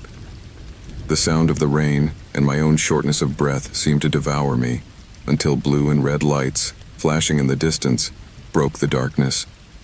A patrol car appeared at the end of the street, shining its powerful spotlight on us. Everything happened in a second. The policeman braked abruptly, shouted orders, and my attacker backed up a few steps, surprised. Taking advantage of the distraction, I managed to get out of the way, staggering and wounded, while the officers rushed at him. As I recovered from the wounds, both physical and mental, I realized that this man was not the only one seeking closure. I carried one too. Death, loss, and guilt are invisible burdens that, unbeknownst to me, had begun to weigh on me from the first day in the hospital. For years I had worn an armor of insensitivity to bear it all, but that persecution showed me something I had not wanted to accept. Mistakes, tragedies, and the pain of others also leave marks on oneself. My name is Ernesto. I am 47 years old, And all my life I have lived in this remote corner, a place where few would dare to dwell, and which has given me the peace and space I have always needed. My cabin, nestled among the trees and mountains, is a humble refuge, a place where the only sound that accompanies me is the singing of the birds in the morning and the murmur of the wind at night. Or at least, that's how it was until that night, when the real terror came into my life. It all began one stormy night, one of those when the clouds are not content to cover the sky, but pour down in the form of endless rain, covering the countryside with a thick fog. The thunder was breaking the silence like a war drum, and somewhere between one dream and another, I heard a strange sound. At first I thought it was distant thunder, but the sound didn't go away. On the contrary, it grew louder, vibrating through the cabin walls. It sounded like the roar of an engine, and that was odd, since the nearest road was several miles away. No one, especially on a night like that, had any reason to venture out on country roads. I sat up, still drowsy and disoriented, and looked out the window. In the gloom, I distinguished some lights approaching through the fog and rain. They were the headlights of a pickup truck, probably one of those old, sturdy ones that rarely stop working. The light from the headlights moved slowly, illuminating the mud and shadows of the forest. My cabin was completely dark, but I still decided to back into the shadows, trying not to make a sound. The van pulled up right in front of my cabin, and with a creak, several doors opened. I heard laughter and murmuring that I could not understand, but something in their tones filled me with a deep uneasiness. For a moment I thought perhaps they were hunters, people who had lost their way and were seeking shelter. But there was something in their attitude, in the way they moved, and in those metallic sounds that echoed as they threw things to the ground, that made me shudder. A few minutes passed before I heard the first scream, high-pitched and piercing, and my whole body tensed. That scream was too human, too close. My skin bristled instantly, and I had to hold my breath. I knew at that moment that these men were not there by accident. They were not just visitors. They were something much worse. The sound of the chainsaw came soon after. That machine started up with a roar that tore through the silence of the night, mingling with the echo of the storm. I felt an emptiness in my stomach, a mixture of fear and nausea that kept me paralyzed. My first impulse was to run, but where to? Out there, in the middle of nowhere, in the middle of a storm, there was no place to hide that wasn't more obvious than my cabin. I waited in the darkness, trying not to make a single noise, while I listened to those screams that gradually faded away. I don't know how long I spent like that, but finally I heard the van's engine driving away. Only then I dared to get out, hoping that whoever was the victim of those men, maybe he was still alive and needed help. The road was covered with mud, and the tracks of the men's boots were as clear as the smell of gasoline in the air. I moved slowly, each step echoing in the silence of the early morning, until I found the traces of what had happened. The image was so brutal that even today I find it impossible to describe without a shiver running down my spine. There was no way that person could have survived. The remains scattered in the mud made it clear. I returned to the cabin, feeling the horror tighten in my chest. Those men were not gone forever, and in the back of my mind, I knew they would be back. I tried to convince myself that that night had been an isolated case, a macabre coincidence, but my instincts told me otherwise. During the following nights, every sound, every shadow in the forest made me startle. Sometimes I would look out the window, trying to calm down, but the thought of those men roaming around wouldn't let me sleep. I felt that the tranquility I had enjoyed for so many years had disappeared, and in its place, a dark shadow had settled in my life. A week after that first night, the nightmare came again. Again, right in the middle of a storm, I heard the engine of the pickup truck approaching, and with my heart racing, I ran for cover. From the gloom, I watched the headlights illuminate the trees and the mud until they stopped a few feet from my door. This time, It wasn't just their laughter or the sound of the engines that terrified me. Something in their behavior made me understand that they were looking for something, or someone. I could hear them walking around the cabin, muffled whispers that the wind brought me intermittently. For a few moments I thought they might burst in at any second, and I prepared myself for the worst. After a few minutes, however, they seemed to have given up and returned to their vehicle, driving off into the night once more. That second night confirmed my worst fears. They were not there by chance. They had seen my cabin and knew someone lived here. Fear turned to paranoia. Over the next few days, I reinforced all the doors and windows and made sure not to make a single noise at night. I began rationing food and water in case I was forced to stay cooped up for long periods of time. My walks into the woods became quick and silent escapes, always watching for any sign of movement. But time was not my ally. Every night I felt that those men were getting closer. Every time I heard them, I felt they were one step away from finding me. That chainsaw, with its infernal roar, seemed a permanent presence in my life, a constant reminder of the violence that could overtake me at any moment. One stormy night, even stronger than the previous ones, the horror reached its peak. Night had already fallen, and the sound of the rain was so intense that it could almost drown out the echoes of my thoughts. I knew that, should they appear this time, I wouldn't be able to hear their footsteps until they were right outside. Still, I couldn't help but light a candle, confident that the faint light would not be visible from outside. Just when my body was beginning to relax, when I thought that maybe that night I would be able to rest, I heard the sound of a chainsaw. But this time it was closer, much closer, as if it was right at the door. I froze, feeling terror grip every muscle in my body. I knew there was no escape. I didn't even have time to blow out the candle. The chainsaw roared again, and for a moment the sound seemed so close that I thought they were already through the door. I could see nothing beyond the dim light of the candle, but in the gloom, I perceived a movement, a shadow that seemed to creep toward the window. Terror consumed me completely. With trembling hands, I blew out the candle, sinking into absolute darkness. I knew that if they came in, I would not survive. I knew that, at that moment, the only thing left for me to do was to wait, hoping that the silence would, for some reason, make them desist. Minutes passed, and little by little, the sound of the chainsaw faded away, until it disappeared completely. The night was silent again, broken only by the pattering of the rain and the thunder rumbling in the sky. Eventually I discovered the truth. These men had taken over the nearest town, subjugating the inhabitants under threat, and when anyone resisted, they meted out gruesome punishment. The echoes of those chainsaws I heard in the distance were nothing more than the sound of their cruelty, of how they got rid of anyone who tried to stand up to them or raise their voice. They had turned the town into a domain of fear and blood, a place where screams and terror were commonplace. The saddest thing of all was that no one came to stop them.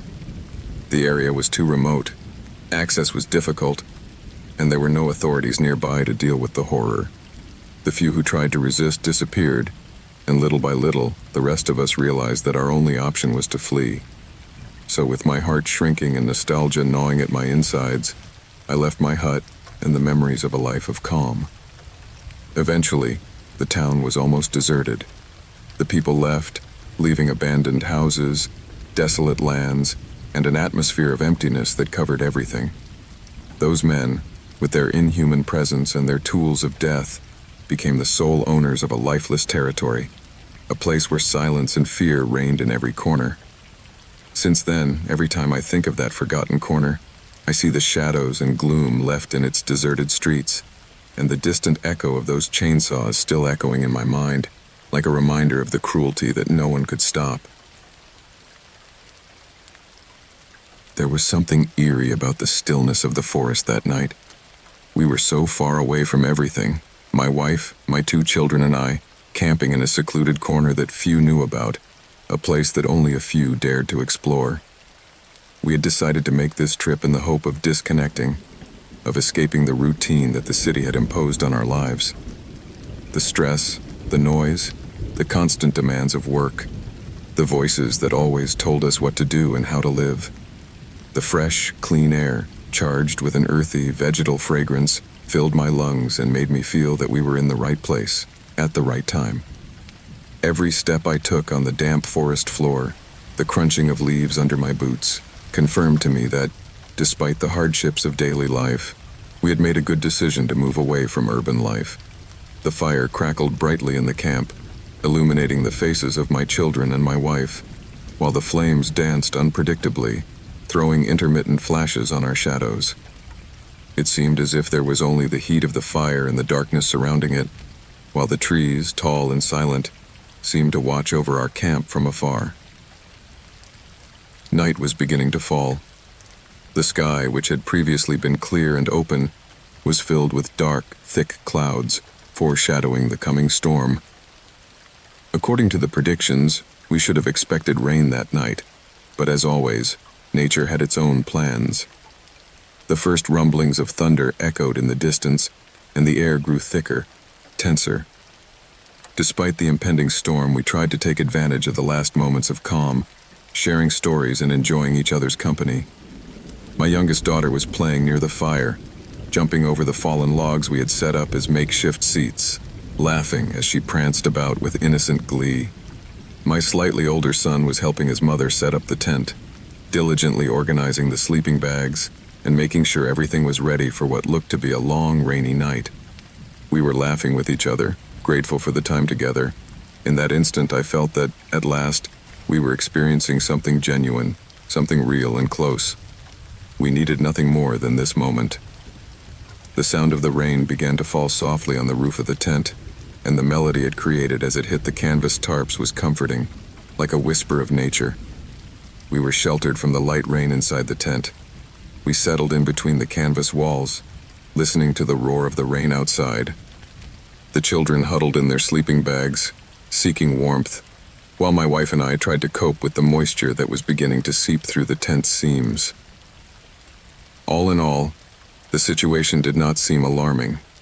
We were together, safe, and the rain that wasn't too heavy was just further evidence of the force of nature. But then something changed. A sound chilled our blood. It was a rustling sound, but not like the ones that might be caused by wind or rain. It was not the typical sound of trees swaying in the storm.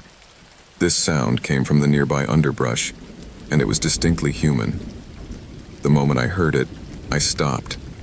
I thought it might be some animal approaching, seeking shelter. Perhaps a deer, or a fox taking shelter from the water. But it wasn't that. The footsteps were too steady, too purposeful, as if someone was advancing cautiously, but with determination. I looked at my wife, trying to interpret what was happening. Discomfort came over me. I couldn't shake the feeling that something wasn't right. At first, I tried to rationalize it. The rain could make any sound louder than it really was, but then that rustling came closer, clearer, closer.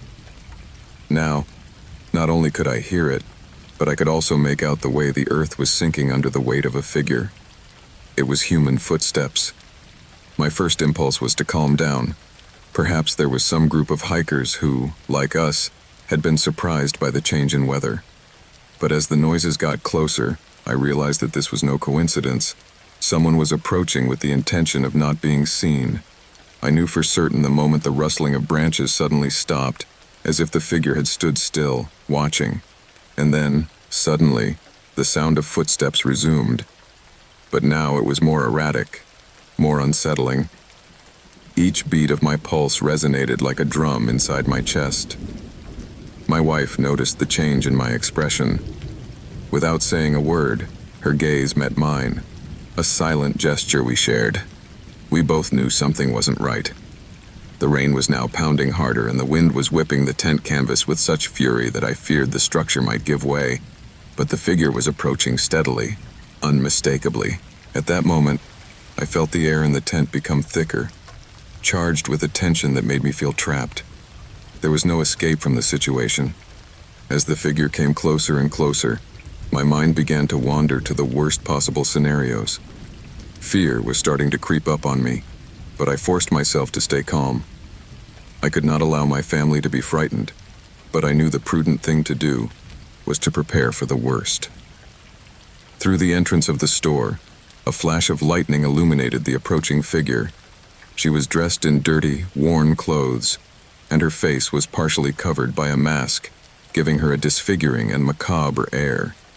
It was such a sudden sight that my body could not react instantly. Soon, a second figure emerged, followed by a third and a fourth, each with the same dirty clothes and the same faces disfigured by the storm, but their eyes, those empty, piercing eyes, showed an extreme coldness. The silence that filled the tent at that moment was more terrifying than the loudest thunder.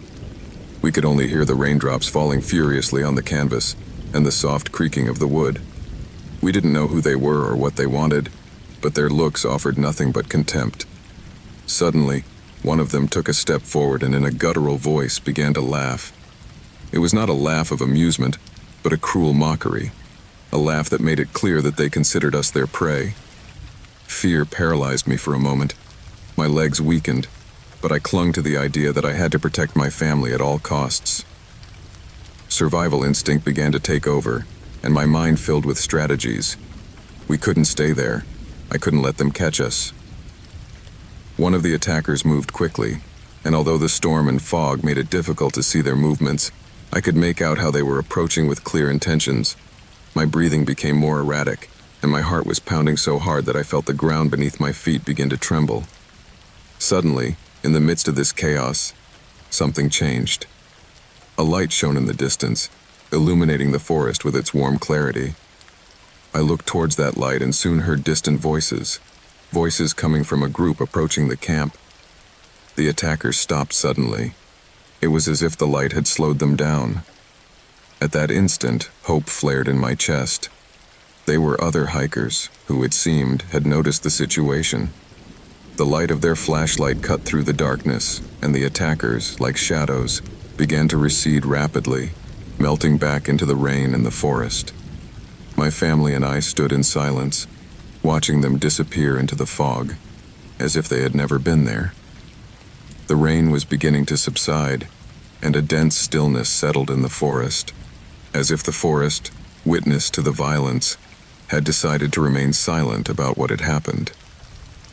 The air was permeated with the dampness of the storm, but also with something else, something invisible and thick, a sense of latent danger that seemed to lurk even in the gloom. My children were crying, trembling, their faces still marked by fear. My wife hugged them, trying to calm them, while I tried to keep my composure, even though I felt my heart was about to burst. My legs were still shaking, but there was no time to panic.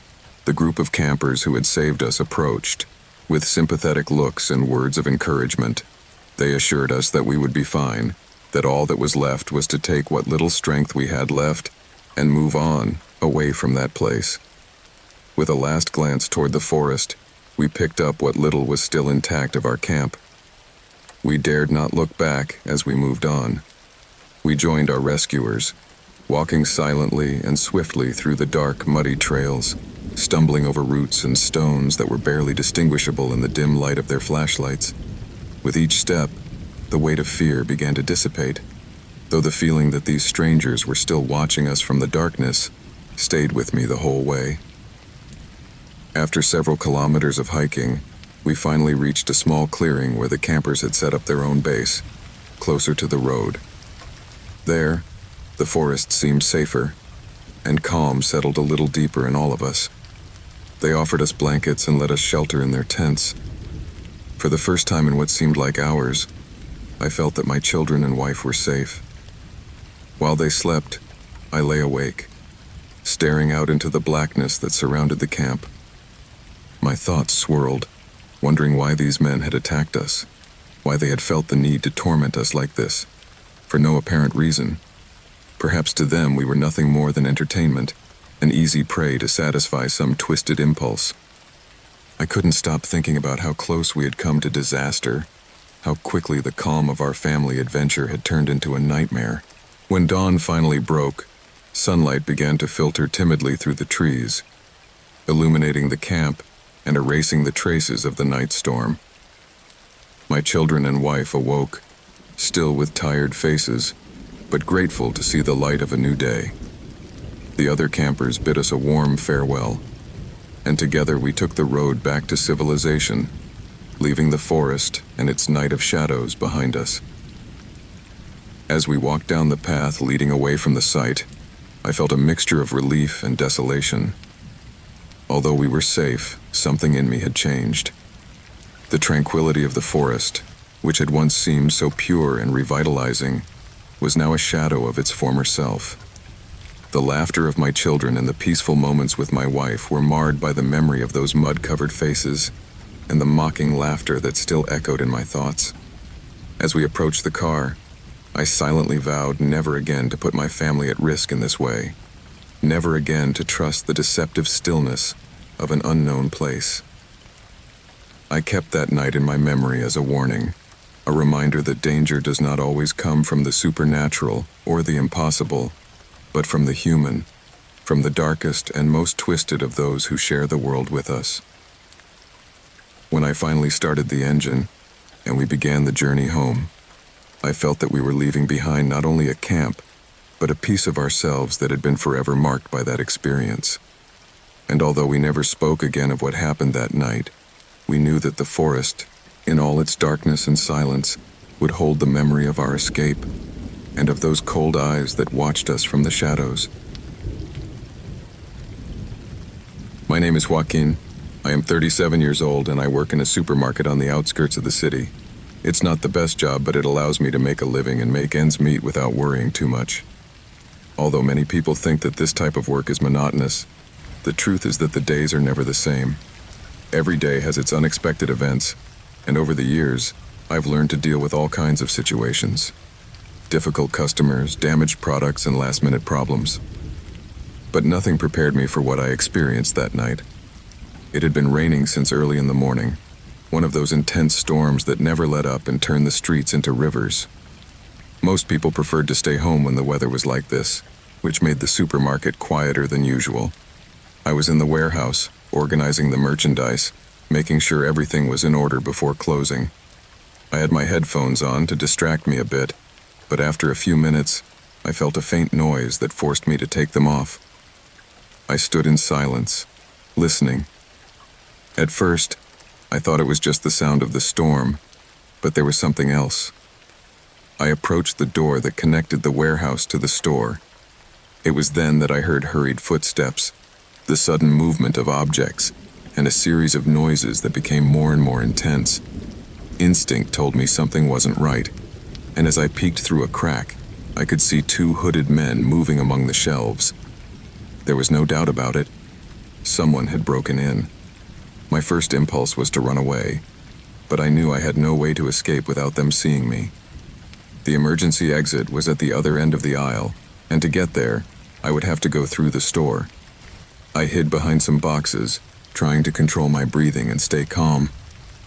No matter how hard I tried to calm down, the fear made me tremble, and the noise of my breathing seemed deafening in the silence. I heard shouting in the distance. Most of my colleagues were on the main floor, organizing the shelves and preparing to close, unaware of what was about to happen. The sounds coming from the other side of the door became more and more desperate. The screams became higher pitched, and the cries of some trapped customers could be clearly distinguished. The tension was unbearable, and the fear of not knowing exactly what was happening was eating me up inside. Through the cracks in the door, I could see some partial scenes of what was going on. One of the robbers was armed, and what had begun as an attempted robbery seemed to be turning into something much darker. The few remaining customers in the store were trying to hide, while my companions looked as terrified as I was. The assailant was advancing with steady, leisurely steps, as if enjoying the absolute control he had over everyone. In his hand, the gun was swinging back and forth, menacingly, as if he wanted to remind everyone who was in charge. The seconds dragged on like hours. The sound of objects being dragged, The crash of overturned cars and the echo of heavy footsteps filled the place. Outside, the storm was still pounding the roof of the supermarket with force, like an ominous backdrop to the chaos unfolding inside. There was no escape. Every noise seemed amplified. Every movement was a risk, and I knew that any misstep could be deadly. Suddenly, I heard a loud noise, a thud, followed by the sound of something breaking. I couldn't see clearly from my hiding place, but I knew that someone had tried to confront the assailants. I was overcome with a sense of helplessness and despair. I wanted to do something. I wanted to help, but I was trapped in that warehouse, paralyzed with terror. All I could do was listen as the horror continued to unfold a few feet away from me. Time lost all meaning. I don't know how long I stood there, hiding among the boxes, listening to the increasingly disturbing sounds coming from the store. At some point, I heard footsteps approaching the warehouse. My heart was pounding so hard I thought it would burst out of my chest. I didn't know if they had discovered my presence or if they were just checking the place out, but the fear had me paralyzed. The footsteps stopped just on the other side of the door. I could see the shadow of one of the thieves cast on the floor, motionless, as if he were listening. I stood completely still, holding my breath, waiting for him to move away. But seconds passed and the silence became unbearable. Every fiber of my body was alert, every muscle tense, ready to run if necessary, even though I knew I would have no chance of escape if they found me there. After what seemed like an eternity, the shadow disappeared and the footsteps moved away. I was relieved, but the fear was still stuck in my chest like a dagger. I couldn't stay there forever, but leaving was madness. I peeked cautiously through the crack in the door, and what I saw took my breath away. The supermarket was a battlefield. Products thrown, shelves overturned, and on the floor, dark stains that made me realize that someone had been hurt. I thought of my colleagues, of the customers who were trapped there, of the terror each of them must be feeling. I felt a pang of guilt for doing nothing, but I also knew that any attempt to help would be futile. Those men were willing to do anything to achieve their goal, and I was just an employee caught in the middle of their senseless violence. Outside, the storm continued, like a constant reminder that, no matter how dark it was inside the supermarket, the world was still spinning, indifferent to our fate. I felt that time had stopped, that that moment would go on forever, and that I was doomed to remain there, trapped between fear and helplessness, listening to the horror without being able to do anything to stop it. After what seemed like hours, the noises began to diminish. I heard the footsteps of the thieves walking away, and the echoes of their voices faded into the distance. I waited a while longer, making sure they were gone before I left my hiding place. When I opened the door to the warehouse, the scene was bleak. The supermarket was trashed, and the silence that now filled it was even more terrifying than the noises from before. My colleagues and some customers were lying on the floor, some trembling with fear. With my heart still racing, I slowly approached the aisle that connected the warehouse to the rest of the supermarket. The store manager was there, his face pale and bathed in sweat, with a deep wound in his arm. Another employee, Luis, was lying near the cash register, with a visible blow to the head that had left him disoriented. The fear that the assailants might return made me act quickly. I ran to the phone in the office and, trembling, managed to dial the emergency number. My voice trembled as I explained what had happened, unable to hide the panic that still gripped me. I asked them to send help as soon as possible. We needed ambulances, police, anything they could send. While I waited, I tried to help as best I could. I helped Luis to sit up, asked him if he could hear me, although I knew there was not much more I could do. I looked at the attendant, who remained conscious, but with pallor reflected on his face. I didn't know how many minutes had passed when I finally heard the sirens approaching. In the distance, the lights of ambulances and patrol cars illuminated the torrential rain that continued to fall on the supermarket, as if the storm itself had added to the tragedy of that night. Officers and paramedics rushed in, assessing the situation and providing care to the injured. The assailants had already left, disappearing into the darkness of the night, but the damage had already been done. The manager and Luis were quickly attended to and taken to the hospital, while the officers began to take notes and investigate what had happened. Despite the help that arrived, the feeling of helplessness was profound. No one knew who these men were or why they had done what they did. They took what they wanted, but they left something far more valuable in its place: fear, terror, and the indelible mark of their cruelty. The police tried to trace their escape, but the storm had erased all traces.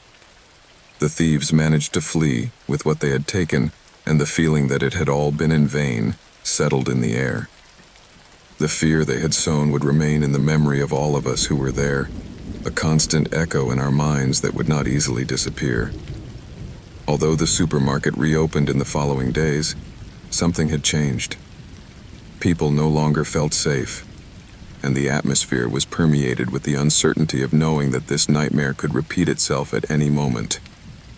The presence of those men stuck in my mind, and one thing was clear: the terror they sowed on that rainy night would remain in the minds of all of us, like a mark that will not be erased, a memory that will never be forgotten.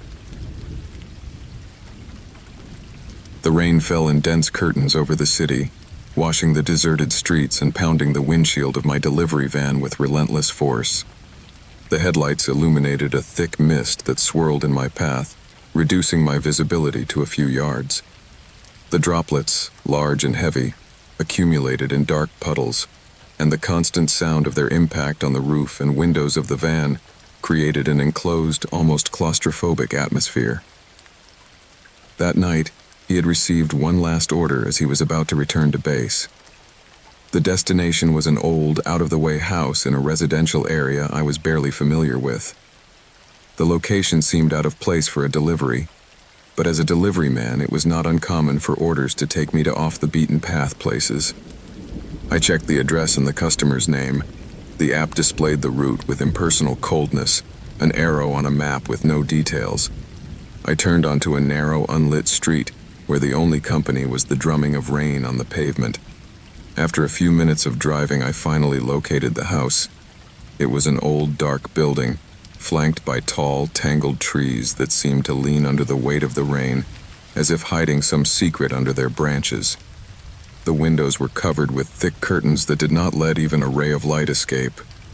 An uneasy feeling began to swirl in my stomach, but I rejected the urge to turn the wheel and drive on.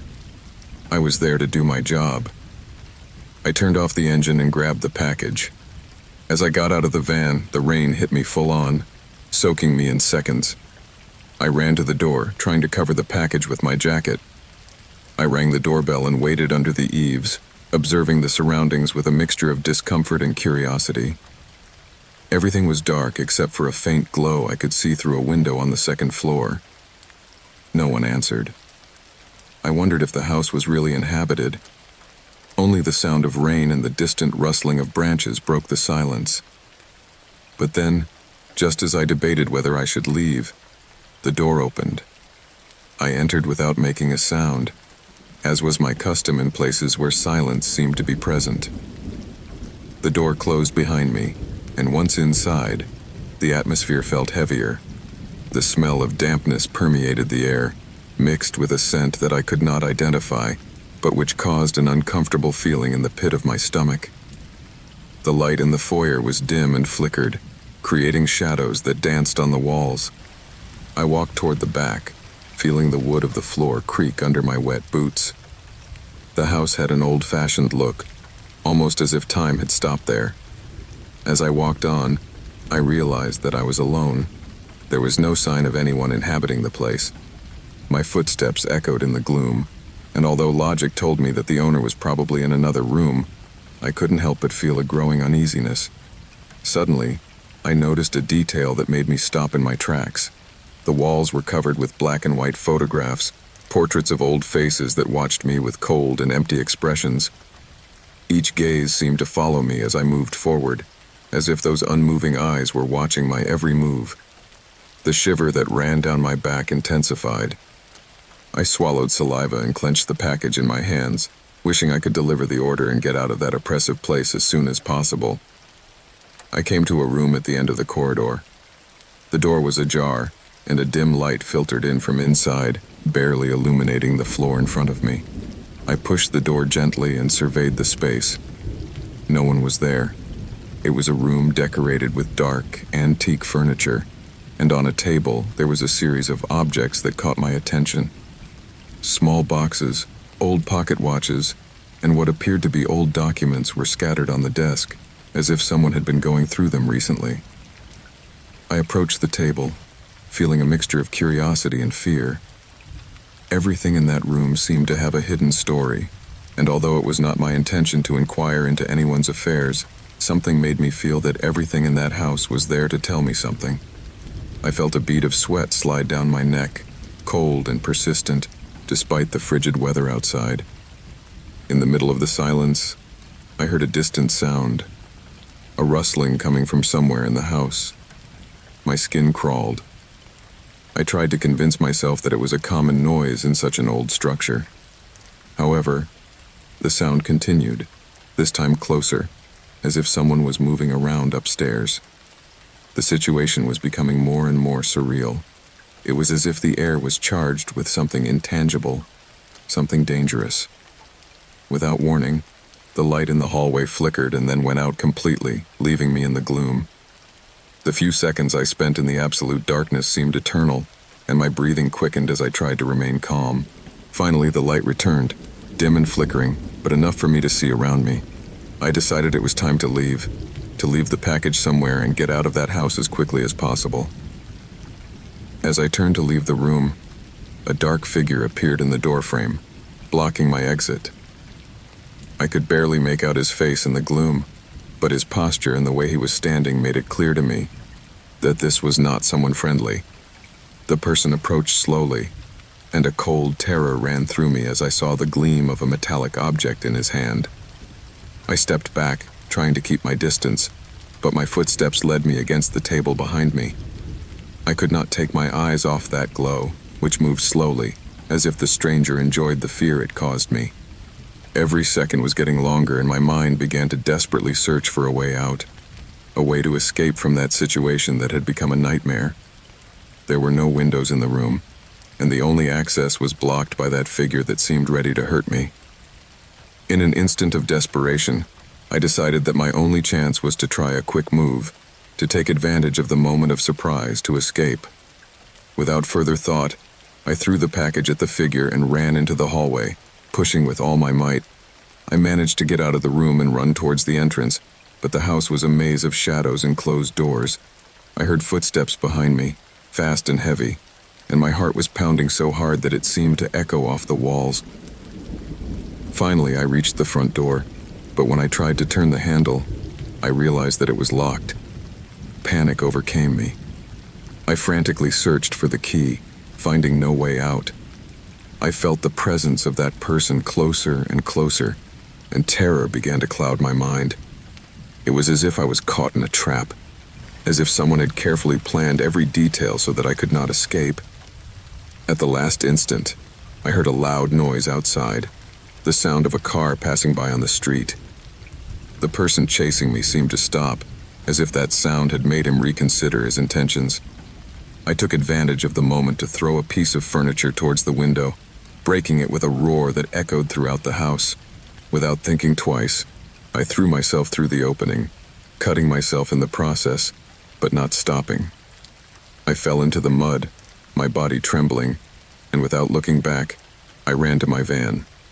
My hands were shaking as I tried to start the engine, and finally, after what seemed like hours, I managed to get out of there, leaving behind that house and the figure that had stalked me.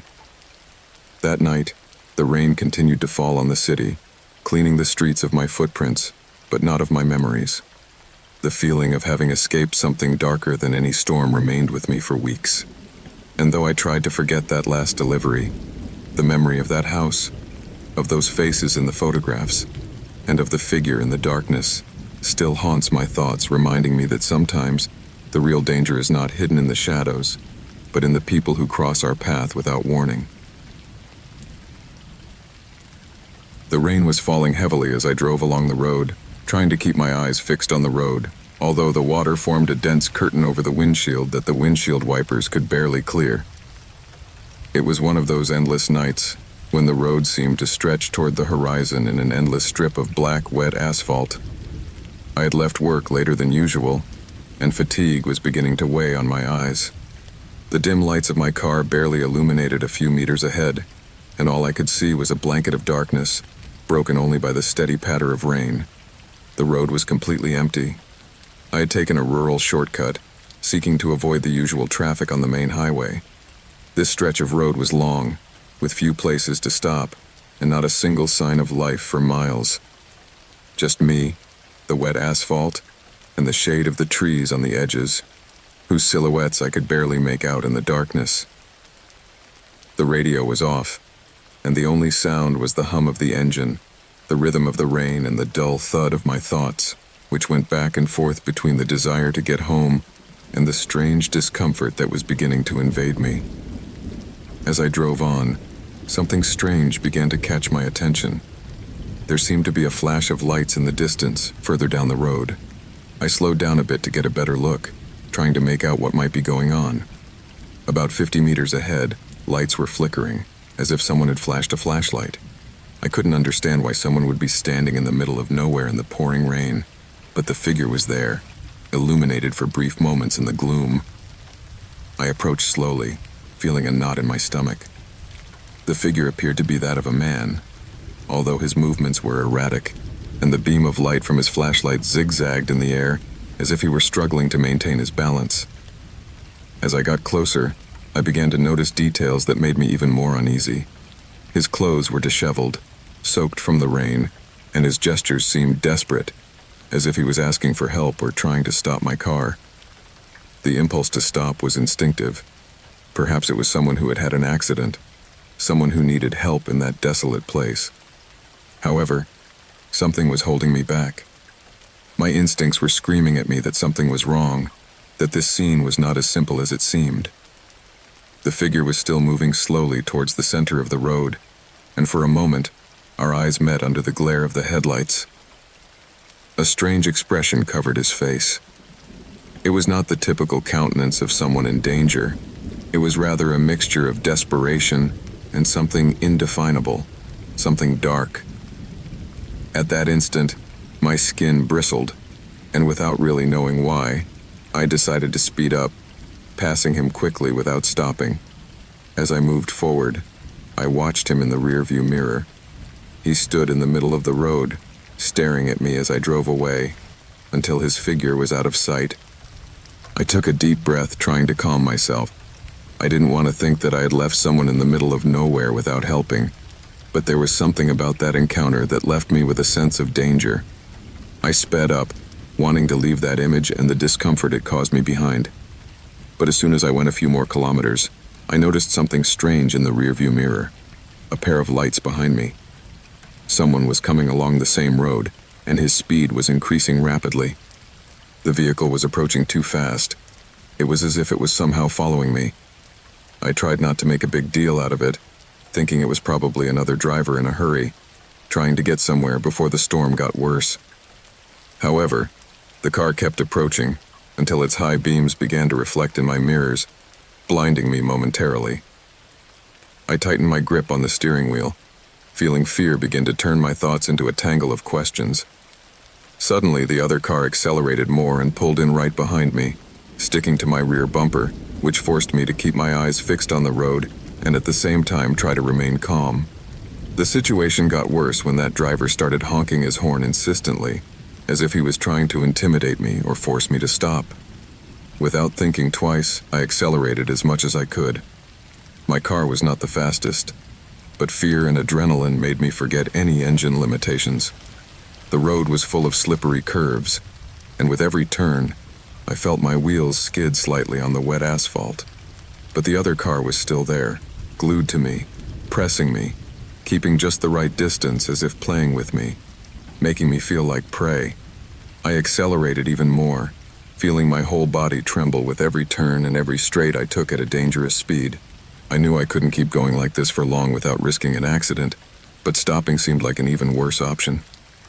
The road had become a death trap, and every second that passed increased my sense that something terrible was about to happen.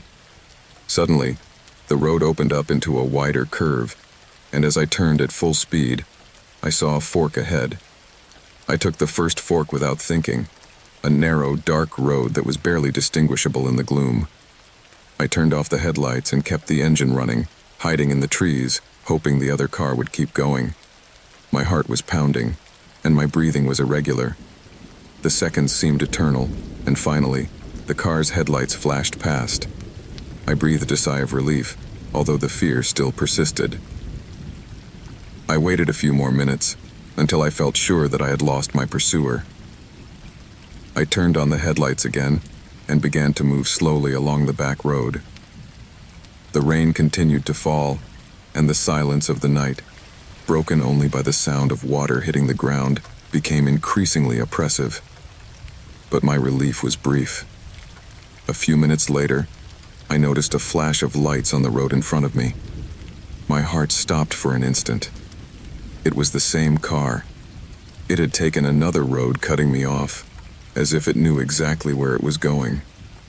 Now, there was no escape. The road was closed on both sides, and I was stuck in the middle of the storm, with that vehicle blocking my only way out. I turned off the engine and remained silent, hoping he did not see me. The only light was from the headlights of the other car, which remained motionless at the end of the road. I couldn't see who was inside, but I felt its presence, the intention of someone who enjoyed the terror it caused me. The rain was pounding hard on the roof of my car, and the sound seemed to amplify my anxiety. I didn't know how long I could wait there before he decided to make his next move. Finally, the car's lights began to move, slowly advancing towards me. My hands were shaking as I tried to look for a way out, anything that would allow me to escape this situation. I knew I had no options, that it was only a matter of time before I was close enough that I could do nothing. And then, just when I was running out of hope, an idea crossed my mind.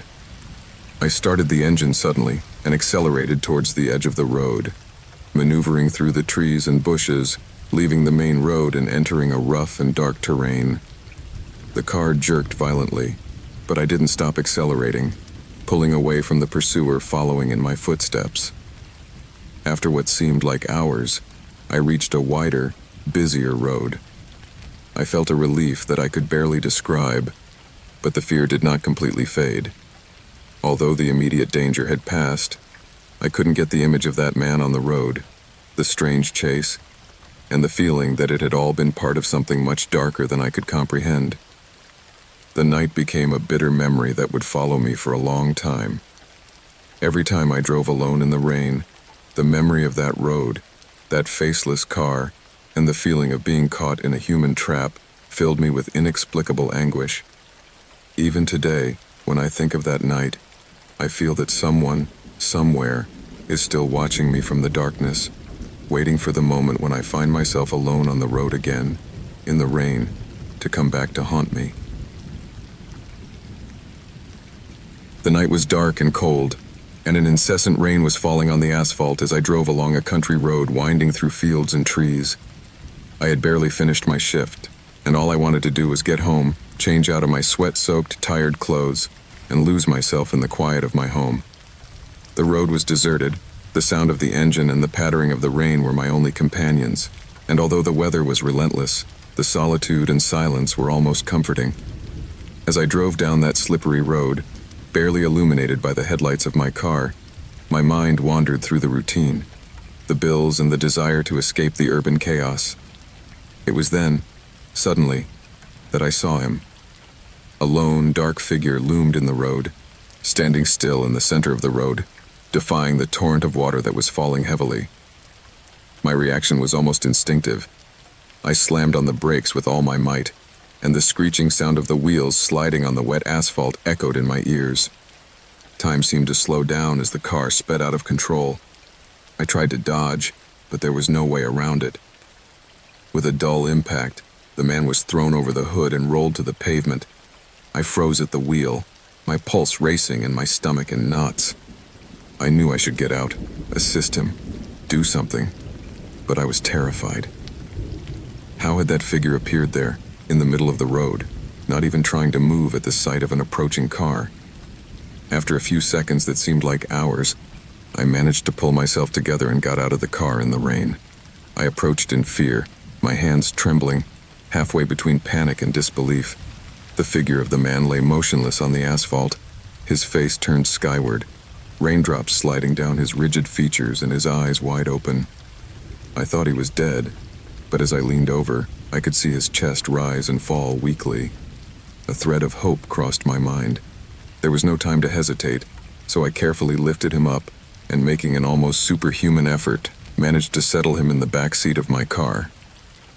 My hands were shaking as I closed the door and returned to the driver's seat. My mind was a whirlwind of confused and dark thoughts. I had no idea where the nearest hospital was in that area, but I knew I couldn't leave it. With the rain getting heavier and the roads deserted, I set off in search of help. The journey became interminable. Every minute became a challenge, every turn was a risk, and my concern increased with every moment. I didn't know how long the man would last, but his breathing was slower and slower, as if he was slowly giving up. When I arrived at the hospital, my impulse was to leave it in the hands of the doctors and get away as soon as possible from that place, and from that night that seemed to have come out of a nightmare. But I couldn't leave. I was involved in something I didn't quite understand. During the care process, I was asked to wait for the police to investigate. I told them the facts, although I myself could not clearly explain what had happened. It was a stroke of chance, something out of all logic. A man in the middle of the road, in the rain, without trying to avoid me, as if his fate was sealed at that very moment. The wait was long. While the policemen and doctors attended to the man, I sat in the room, soaking wet, and with the feeling that something much deeper and darker was behind it all. The police asked me for my statement. During the interrogation, they asked me several questions, but the fact that I had helped the man in that lonely and dark area somehow proved that it was an unfortunate accident and not something intentional. So they let me go, although the case was not yet closed. A few days later, I was summoned again to the police station, and what the policeman told me shocked me even more. It turned out that the man was no ordinary passerby. The police informed me that, according to the record, the man had been in psychiatric treatment, facing deep depression for months. He had lost his wife and daughter in a car accident, one in which he was the driver and the only survivor. That tragedy had shattered him in a way that his family and friends described as irreparable. He had tried to rebuild his life, but found himself trapped in a cycle of guilt and despair, mired in an inner torment that robbed him of any hope of peace. Suddenly, everything clicked in my mind. I understood what had happened that night, what I had witnessed on the road. That figure was not a man in need of help, but someone who had abandoned all will to go on. That night, in the midst of the storm, he had sought an end, an escape from his torment, and he had found it in the decision to throw himself in front of my car, as if death was the only consolation that could give him some form of relief. The revelation left me in a state of shock. On the one hand, I was consumed by the thought of having been the final piece in the man's game of self-destruction, of having become the instrument he had chosen to end his life. At the same time, a dark sadness came over me at the thought of the loneliness that had driven the man to make such a heartbreaking decision. During the following weeks, I could not stop thinking about that night and the man I had run over. I was haunted by his image, that lonely figure in the rain, resigned, waiting for his fate in the middle of the road. The nights became a torment. Every time I would lie down and close my eyes, his face would appear in front of me, looking at me with that empty, desperate gaze. The weight of his pain seemed to have lodged itself in my chest, and I felt that somehow I was carrying a part of his suffering. Over time, I tried to seek some explanation or comfort from people close to him. I learned details of his life that made my own torment even more unbearable. His wife and daughter had been his whole world. After the accident, his days became dark, and every minute of his existence was tinged with guilt and unhappiness. He tried to seek help, to cling to a meaningless life, but nothing seemed to fill the void that loss had left. Time passed, and although the case was finally closed, the story of that man became a permanent shadow in my life. I never drove on that road again. Every time it rains, The sound of the drops on the glass reminds me of that night, that instant when our lives crossed in such a tragic and inexplicable way. And every time I pass in front of a deserted road in the rain, I can't help but look to the margins, hoping not to meet another lonely figure, waiting for its end. Life took its course, but that experience left a mark on me, reminding me of the fragility of the human mind and the unpredictability of destiny. That man, who decided to put an end to his suffering by throwing himself into death, made me understand that we all carry invisible burdens, dark weights that, at the least expected moment, can drag us towards irreversible decisions. Today, I still carry his story as a burden. I feel that somehow his pain permeated my skin, as if in trying to save him from his fate, I had absorbed some of his torment. Sometimes I think it was a lesson, a warning of what can happen when we allow ourselves to be consumed by pain without finding a way out. And although time has passed, I still look back, remembering that night and the figure of that man in the rain, a figure that seems to follow me, reminding me that human suffering can be as relentless as death itself.